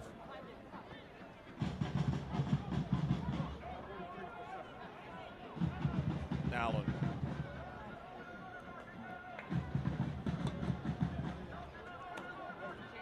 That's quite the slide. Scarlett's got a lot of ground to cover.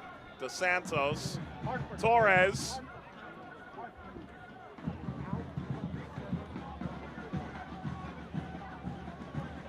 Malloy. It was interesting in the lead up to this game, you and I chatting about it. Segbers steps inside. Hartford stifles it again. Felt Chapman was one of the guys that was perpetually a bit underrated or underlauded that you played with right in Miami. 100%, yeah. I asked Brendan Burke about him as well. And Ben Pierman said the same thing, that if he wants to be, he can be one of awkward. Both players went into that awkwardly.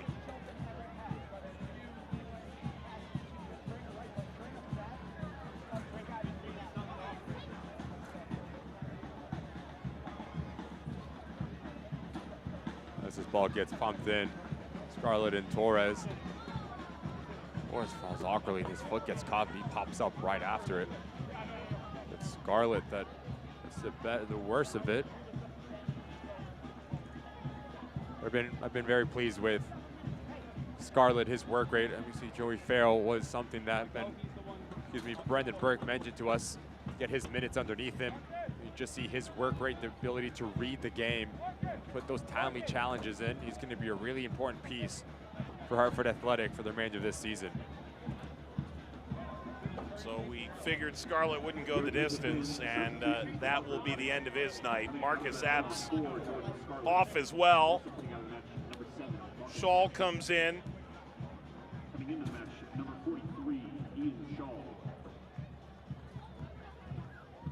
St. Paul, Minnesota native, comes from Timbers too. If you want to feel really old, I'll tell you that he was born in the year 2006. Stop.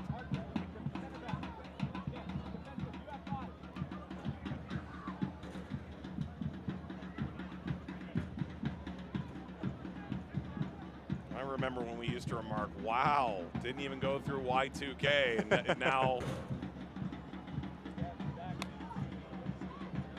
seeing kids who don't even know who Shaggy was. There's Joey Farrell coming back in.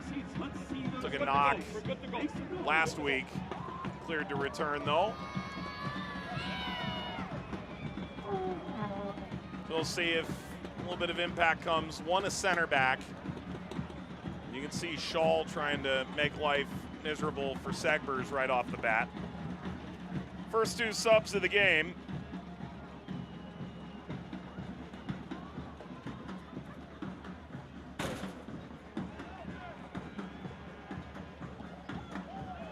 Header snapped down to Ikaza. Plays it centrally toward Myers. Flipped back by Farrell, called into duty. I think KZO needs to be a little bit better at rotating over. As Hodge gets pushed out wide, you need to have the ability to cover the ground and shift left so you can bring in Farrell. I'll give that time and space to this Charleston Battery side. That's asking a lot of Ribeiro. And Farrell makes it a throw, not a corner.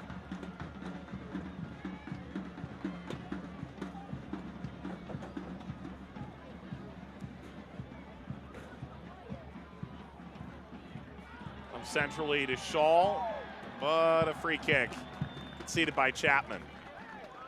And this is where Charleston makes a lot of their money.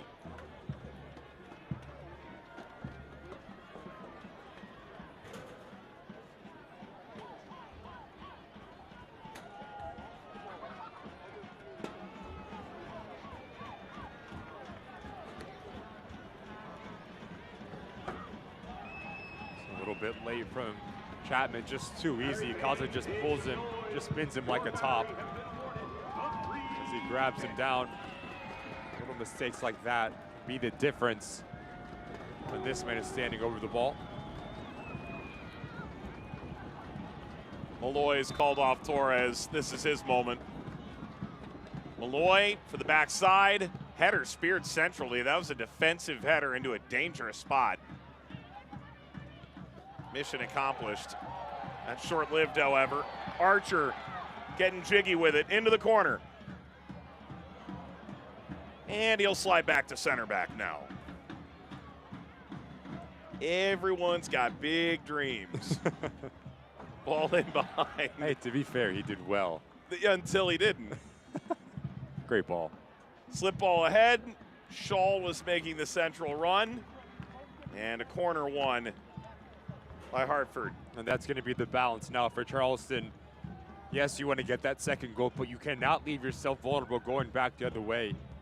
You always want to be a +1 in your rest defense. And what I mean by +1, have one more player than Hartford Athletic, because they're leaving Beckford and they're leaving Williams High. Trying to turn this thing into a track meet.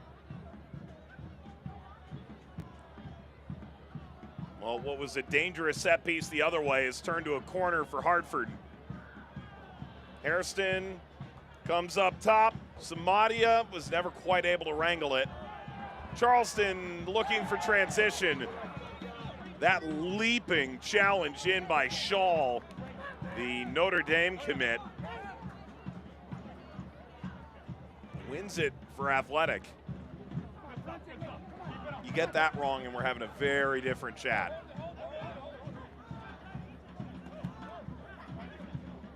Shaw, one of the few bright examples out of the Minnesota United Academy. That had been a bit of a barren wasteland historically and starting to find some quality now.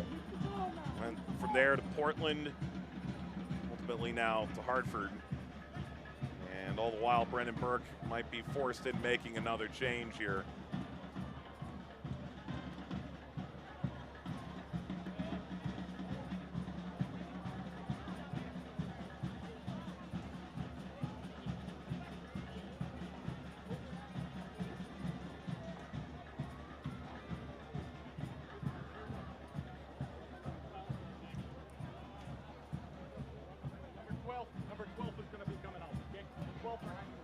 Anderson Asiadu is about to enter here for Hartford.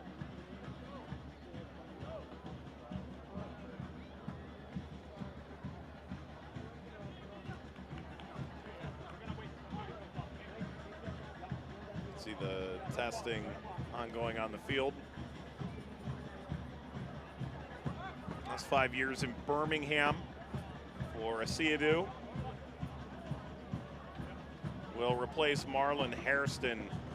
Played 64 minutes in his club debut. Will peel off the captain's armband. Finishes his second game for Hartford after 69 minutes. Correct. That is correct. That is correct.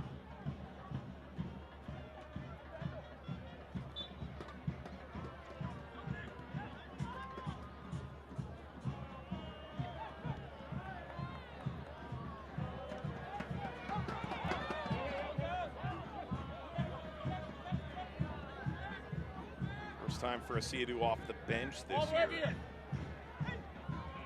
Going to be interesting to see the balance between him and Chapman. Asiadu, more of a destroyer type midfielder, likes to stay at home, likes to be that single pivot. Will not be surprised if you see Jay Chapman get more involved in the attacking phase of this game. Ball in, asking some questions. Archer up for the occasion.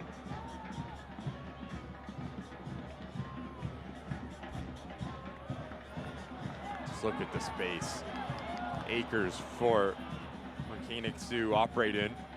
Regrettably, his first touch covered at least one of those acres. Just let him down there. So he is, in fact, fallible. He is human. It's his goal that still stands the test of time. Allen, corner.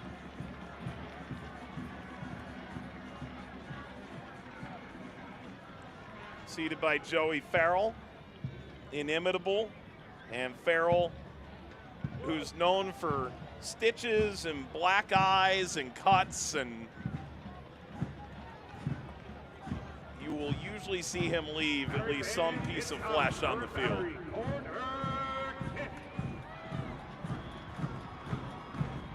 Now have to defend an Aaron Malloy corner. Young man, there is no reason to be given a yellow right now. None, nada, zip, zero. Malloy curling in. That's Ribeiro struggling off his line.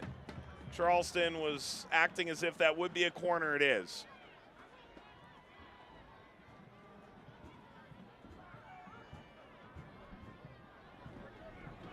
That was a tad over-aggressive, wasn't it? You have a keeper that hasn't really gotten much game time. Decision-making is the last thing to come. Torres! Perhaps looking for just a flick, and then Ribeiro indicates he got hit in the head. Icaza's on a yellow card.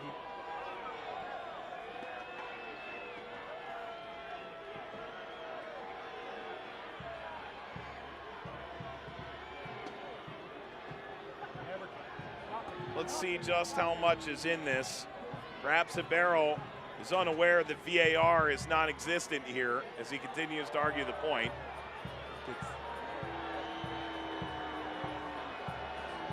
I don't think there's anything in that. Not really sure if I saw any contact. Maybe it's the left arm of Icaza. Just gently gets over the...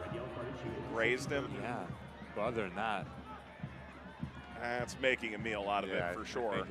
Ribeiro's just trying to get Icaza his second yellow. Well, you could see him say that's two. Yeah.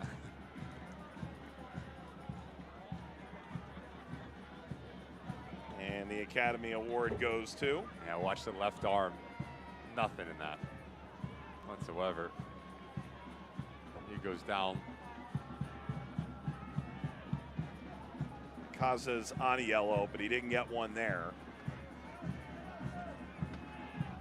I'm not sure a lot of second yellows have been erased by the disciplinary committee, but I think that's one that probably would have. Anywho, Marcanic, it's up here by Hartford. Charleston's never felt like they didn't control this match.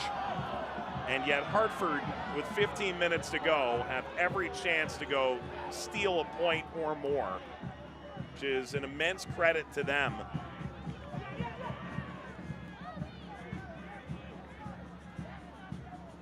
You'll always hear positive, teams well organized about the opposing group when we have these chats with coaches during the week. You can really feel the admiration that Brendan Burke has for Ben Pierman and that Ben Pierman has for Brendan Burke. Both knew this was going to be a little bit of a knockdown drag-out. Hartford's certainly been better in the second half. That late trailing challenge in midfield will eventually bring a stop to play. And Beckford trying to stretch out that right leg. I do think he's a player. If you get him going, he can really be a game changer for Hartford Athletic.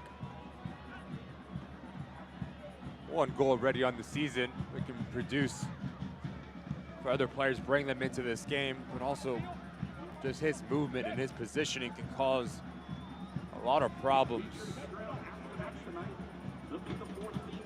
Torres goes down. Don't think there's anything in there.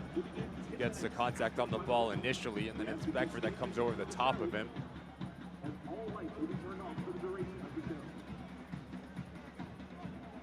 Torres grins with $1 million smile, and Beckford hobbles this off.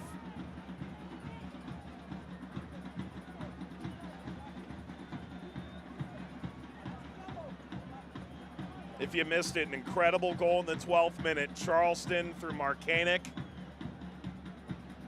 have led for over an hour now. Trying to keep this unbeaten run going. It'd be 10 games to start the year.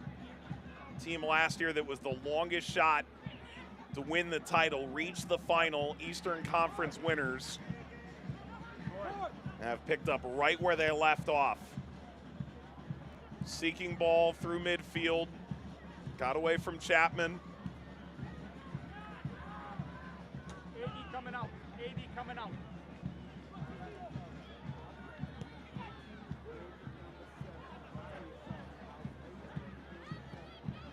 Marcanic slithers free.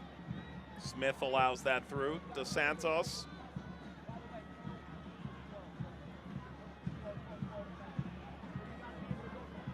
Up to Galena. Galena. Off tackle in. There's the whistle from Thompson. Change coming here for Charleston. That's it for Torres, and LaCava comes in off the bench. The fact that Jake LaCava has essentially been a vanity piece for the Battery, 180 minutes through 8 appearances, is a staggering proof of the star quality in the 11 week after week for the Battery.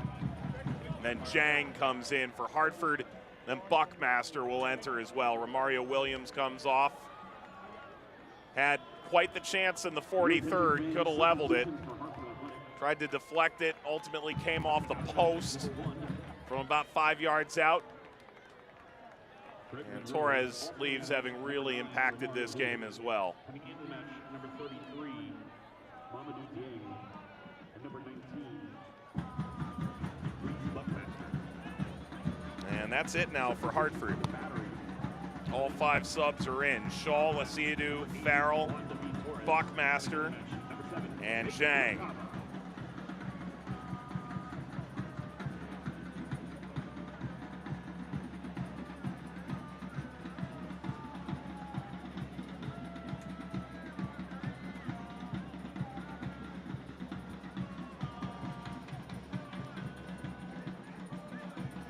Beckford came off as well. So that last sub was Williams and Beckford off. Jang and Buckmaster on, and then LaCava replacing Torres. Ball through, handled by Grinwis. Had the ability to speak with Brendan Burke before their Open Cup game. Just raved about Jang. His work rate said not a matter of if, it's a matter of when. He's either playing at the MLS level or in Europe. The raw talent, the physical attributes that he has, but it's the final action that they continue to work with him, to getting goals, to getting assists, everything else the young man possesses. Important minutes for the youngster, number 33. Good ball back across. Shaw had overrun the play. Mechanic. Buckmaster got a piece. There is LaCava.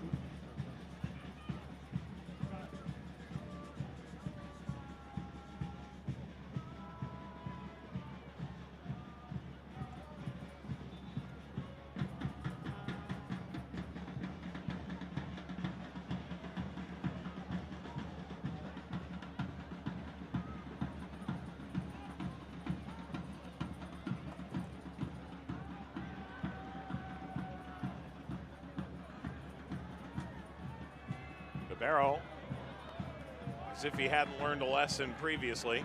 Been very casual. And the Hartford goalkeeper, Ribeiro, taking his sweet time. Give credit to Myers. 81st minute, continuing to press and make life very difficult for the goalkeeper.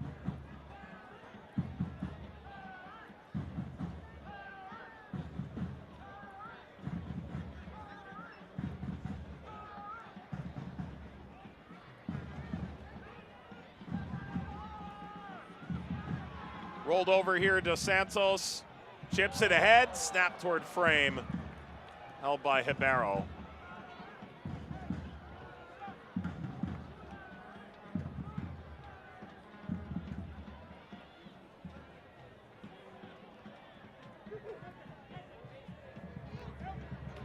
This will get away.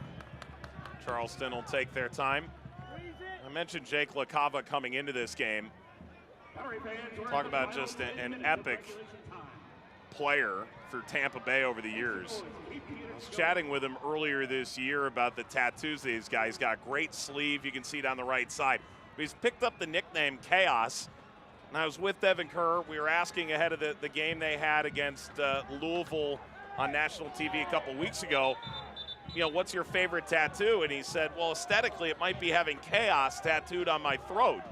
And it's a nickname that I have now. He said, where'd the nickname come from? He said, it came from me going out one day, getting it tattooed on my throat, and then showing up at training, and it stuck with me ever since. No kidding. What a story that is. He tries to hold off in season. You can understand why. Adding to the tattoos. You can see it there right above the shirt collar.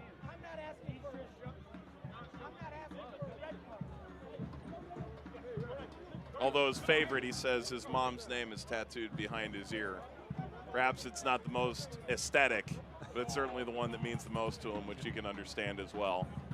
I can only imagine how much that hurts to get that tattooed on your throat. Right? Here's some more Chaos, by the way. Take a look left side of your screen. Archer, look at that elbow and then hand come up. Watch out. So earlier we showed a trailing arm, right, that came with a yellow card. That's the kind of thing where you talk about potentially it being a red. Yeah, this is with intent. This is exactly what he's doing. He's trying to get Archer off of him. I think Jang is very lucky to stay on this field. If there were VAR, he'd be off. You get your elbow with intent to swinging motion around the neck, the head area, you always run the risk of seeing a red card.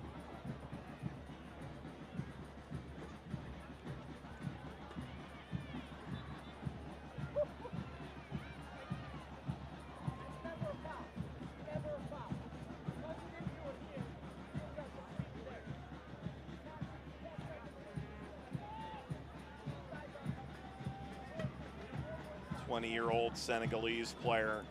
Brendan Burke described a guy who could really benefit from playing behind Romario Williams on the depth chart, learning from one of the more experienced, highest scoring forwards in league history. Grinwis.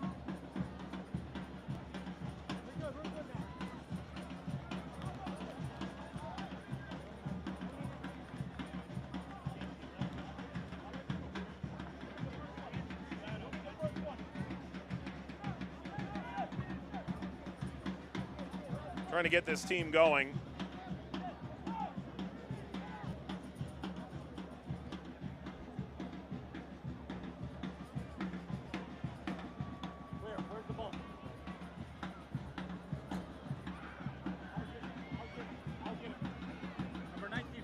Charleston 4 wins on the trot, trying to add to that.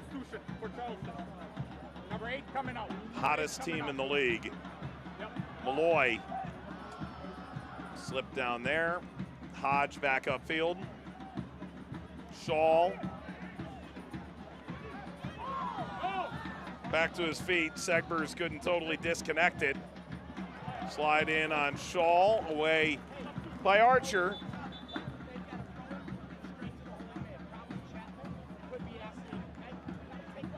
Robbie Crawford coming. This is a sub we thought could come as long as 15, 20 minutes ago. Ikaza kept his nose clean. Takes it to the 85th minute, and Crawford replaces him. Such an important piece for this battery side. Ikaza, the ability to fill in the gaps, whether it's wide areas, whether it's central. His work rate is bar none. And then you have Crawford, security, confidence, comfortability that he's going to give for Ben Pyramid side to see this thing out, whether he's going to play in the high line, whether it's going to drop and make maybe a line of 3 between him, Malloy, and Allen. It'll be very interesting to see how Ben Pyramid implements in between very similar profiles. Thank you.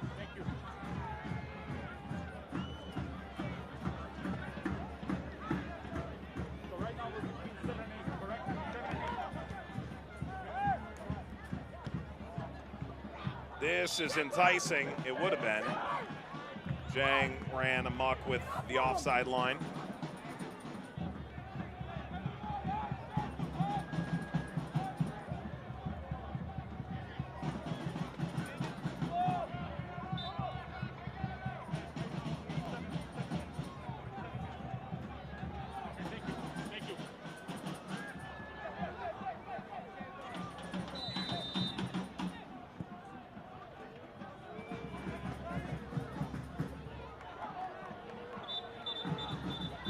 collision of heads. That'll immediately,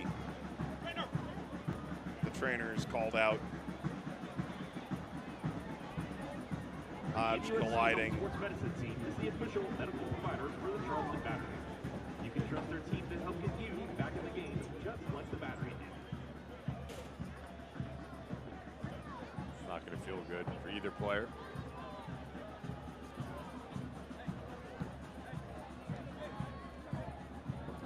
Got Marcanic. And a reminder, 10 minutes after the match will be the state-of-the-art May the 4th themed drone show. We ask that you stay in your seats for the show as all stadium lighting will be turned off. You gonna stick around for the drone show after? You stay with me. We'll do it together? Yeah, we'll do it together. You know, there's been talk about the environmental impact of fireworks. Low-key, the idea of these drone shows, when executed well, very, very cool. I don't think I've ever seen one. No? No. So we're definitely staying. Okay. You've been missing out. You think Ben Pierman's going to stick out here for the drone show? If they pick up 3 points, maybe he'll join us. Yeah, that's right. Koenig's back up. That's about the only thing that's taken him off his feet this year. Although you could argue he's been levitating since the season began. Another day, another goal. This one you'll see on SportsCenter, I'm sure of it.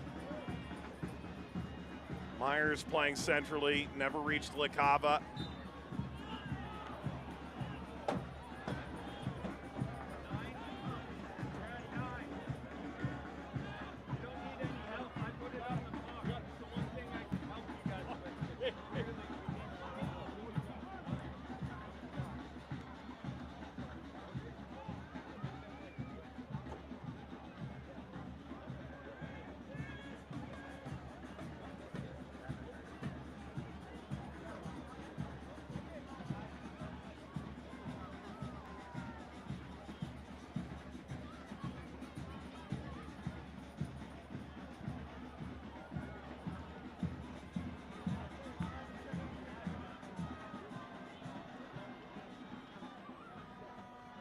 Just so easy for them to play between the lines around the corner.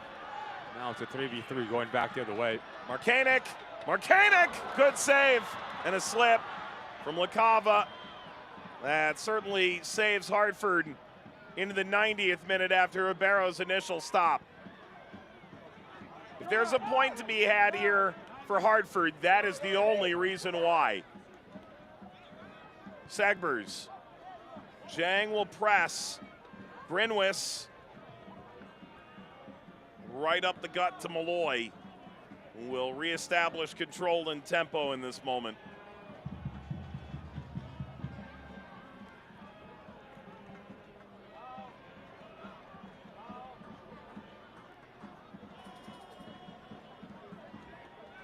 Running over is Asiadu, out wide. Samadia, dealt with by Archer.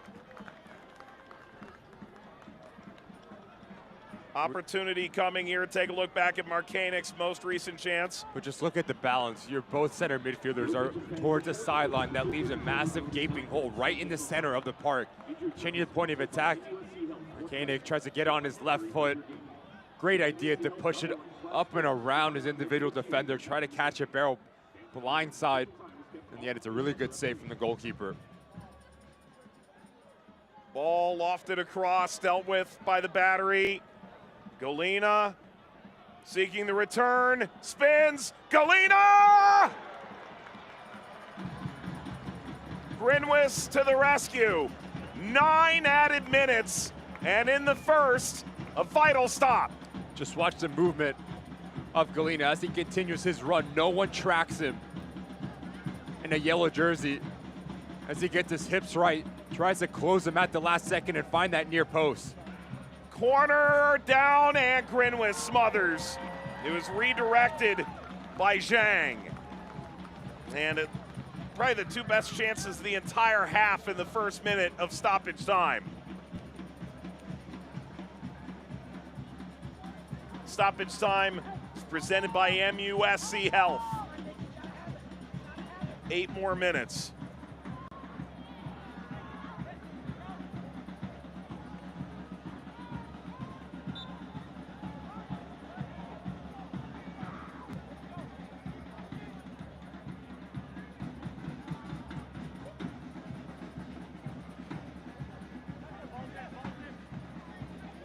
Hodge.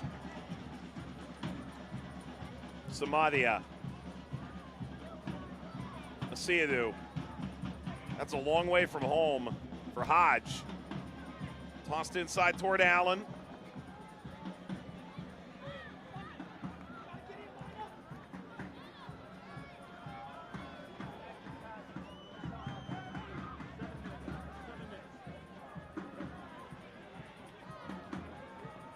Charleston have won 4 straight. Hartford have lost 3 in a row, 4 of 5. Is this a continuation of form? Samadia offside. It's about the 4th time now Hartford athletic players getting caught offside. While they're looking down the line, you need to be a little bit more disciplined at just holding off your run. Taking a second longer to keep yourself onside because that action was fantastic. Up, back, and through. I haven't seen enough of that for Brandon Burke and his boys.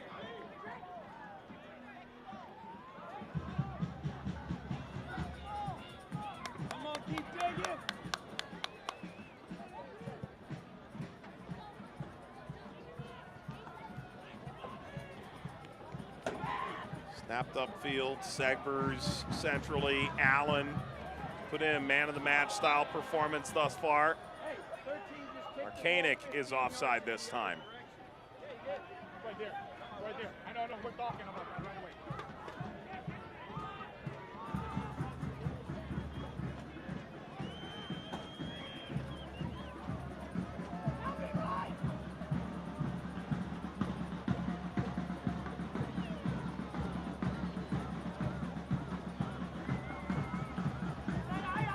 Tulsa has grabbed the lead against Birmingham, trying to inch up from the bottom end of the table.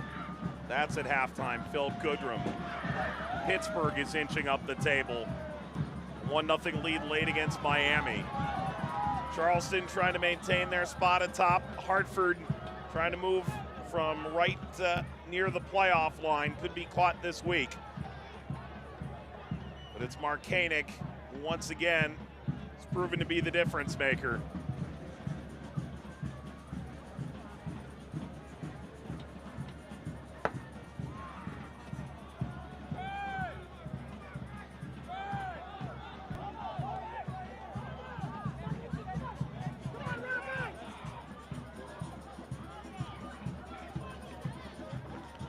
Segbers. It's the little moments, right? Segbers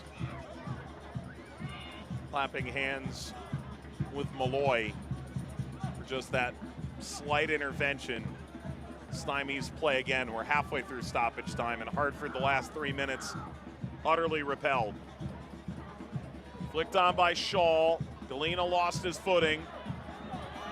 Sprinting forward, tap toward Myers. Spins into space, he gets knocked down, play on. Chapman apparently clean. Buckmaster through. Dos Santos got tied up. That goes all the way down into the corner and out for a Charleston throw. A little bit of a glimpse of how explosive that Jake LaCava can be. You get him out and running, he can run with the best of them in USL Championship. As MD Myers tries to get his body between him and Jay Chapman. Chapman does just enough because that could have easily been a transition moment. Charleston could have put this thing to bed.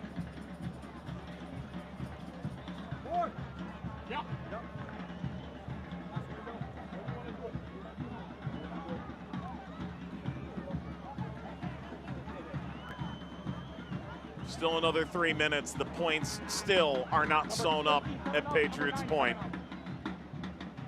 Navarro.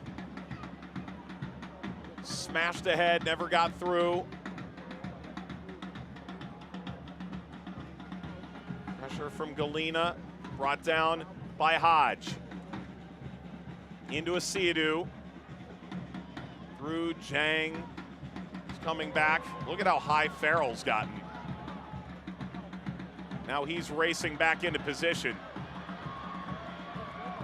Attack is on here from Charleston. Hodge bodying off LaCava, and that's a big ask.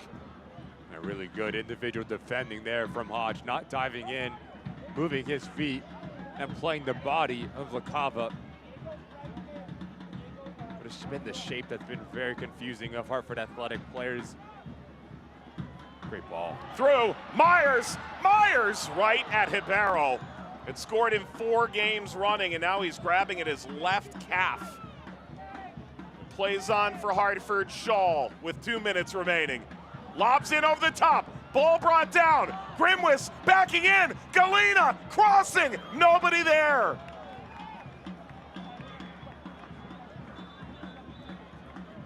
Was he just a little too out of sorts to put this on frame? I think his first touch lets him down as he plays horizontally.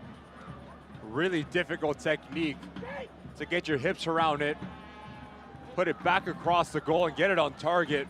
If his first touch was a little bit cleaner, could have easily been 1-1. Josh Durack enters to try and see out the last couple minutes. This is the final window. Marcanic comes off. Right now, the winner came off his foot.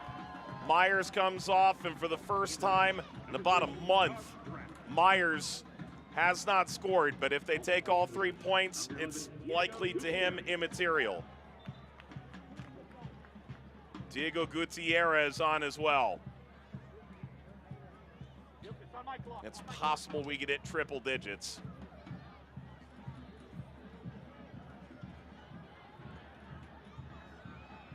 And for Hartford, we've reached the point of no return. Flicked on into the width, Galena. Touched away, Samadia got something on it, and then there's space that Samadia's vacated.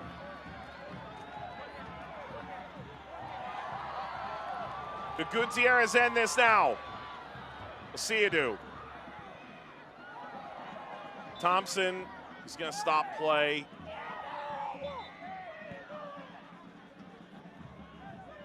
Hit the ref.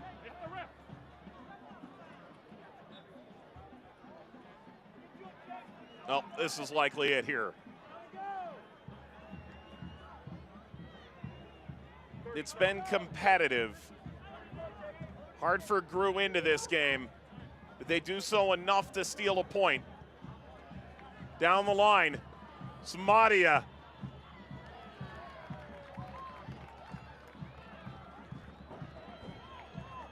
Won a set piece right at the end. It is a throw. It got out on the other side of the corner flag into Chapman. Chapman hangs across, header is above the bar. And that's it. It's full time. And Marcanic's goal proves the winner. And Grinwis, a clean sheet. Another win for the Battery, 10 unbeaten to start the year.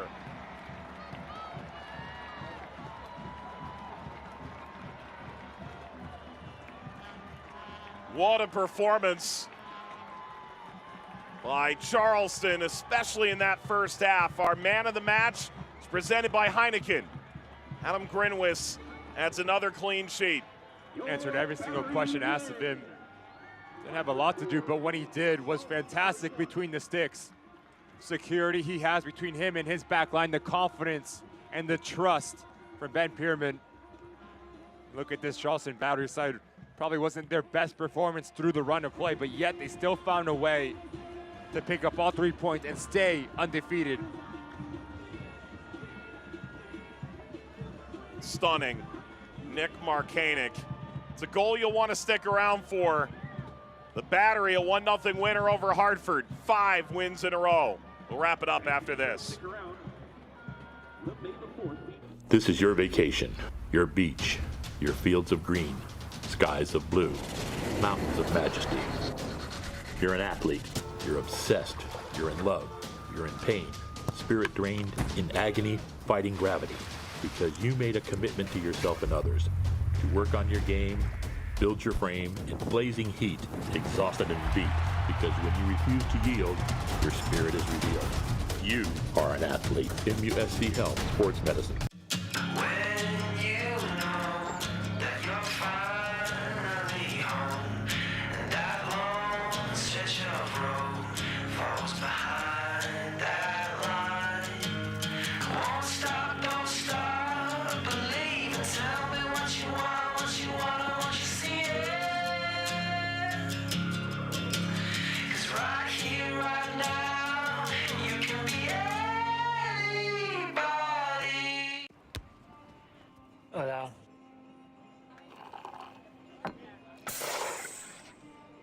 ¿Alguna otra cerveza? No, Michelob Ultra.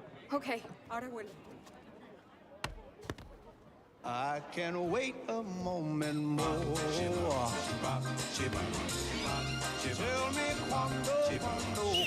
Mr. Messi! Michelob Ultra, cerveza light superior. Postgame is presented by Wicked Weed Brewing, and a 1-0 win for the Battery. Hartford plays the role of spoiler nearly to perfection. The Battery survive and thrive. 10 unbeaten, 7th win of the year with Ricky Lopez, Espen, Mike Watts. The wrap-up really is all about the goal that came right here. Just fantastic work. It's just so instinctual from Marcanic. The ability to overhead kick over your left shoulder. That's one thing, but the execution to hit it enough with enough power and pace to tuck it into that far post. 12th on the season. Charleston go up 1-0 in minute 13. As we go in late into this first half, transitional moments are always going to be key for Hartford Athletic. First, it's a run from Beckford into Galena. The ball's at the hip height for Mario Williams, unable to get it into that near post, gets denied by the goalkeeper's best friend, and then it was all Charleston Battery in the second half. Once again, it's a vision from Marcanic. First touch from Torres, a little awkward deflection, gets denied by the crossbar. You just see the positional play for Ben Pyramid's side. They were asking all sorts of questions. They were really challenging Hartford Athletic. Again, they were unable to get their second goal in. As you walk out of halftime, if you're Brendan Burke, you have to be pleased with the effort and the willingness to take this game to the opposition. Marcus Epps, I thought he was really good when he shifted over to the left-hand side. It gave him the ability to play centrally, to get this ball on his preferred right foot. Once again, it's off-the-ball movement. Great first touch out his body. Just not enough bend to get it back into that far post, and that's how we end this game. Charleston Battery, not their best performance, but professional, and the way that they went about their business to keep all 3 points at home. You know, I think it's worth mentioning what Hartford did here, because the first half, frankly, was not good enough. The second half, we started to see glimpses of them throwing a couple of punches back, figuratively and to an extent literally. And I do think that's the next step in the progression for this Hartford Athletic side, because you have to think about the overhaul that Brendan Burke had to deal with their new roster coming in, new players coming in. So consistency is always going to be an issue. We saw glimpses of it in the next 45 minutes, but how do you get that over the course of 90 minutes? That's going to be the next step for Hartford Athletic, because make no mistake about it, they have talent and they're going to pick up points in the 2024 campaign. For the first time since 2013, 5 consecutive Battery wins in the league. Charleston is on fire. So too Nick Marcanic. 12 goals. North America's preeminent scorer. For Ricky Lopez, Espen, our entire team in Charleston and beyond, Mike Watts saying thanks for watching and so long for now.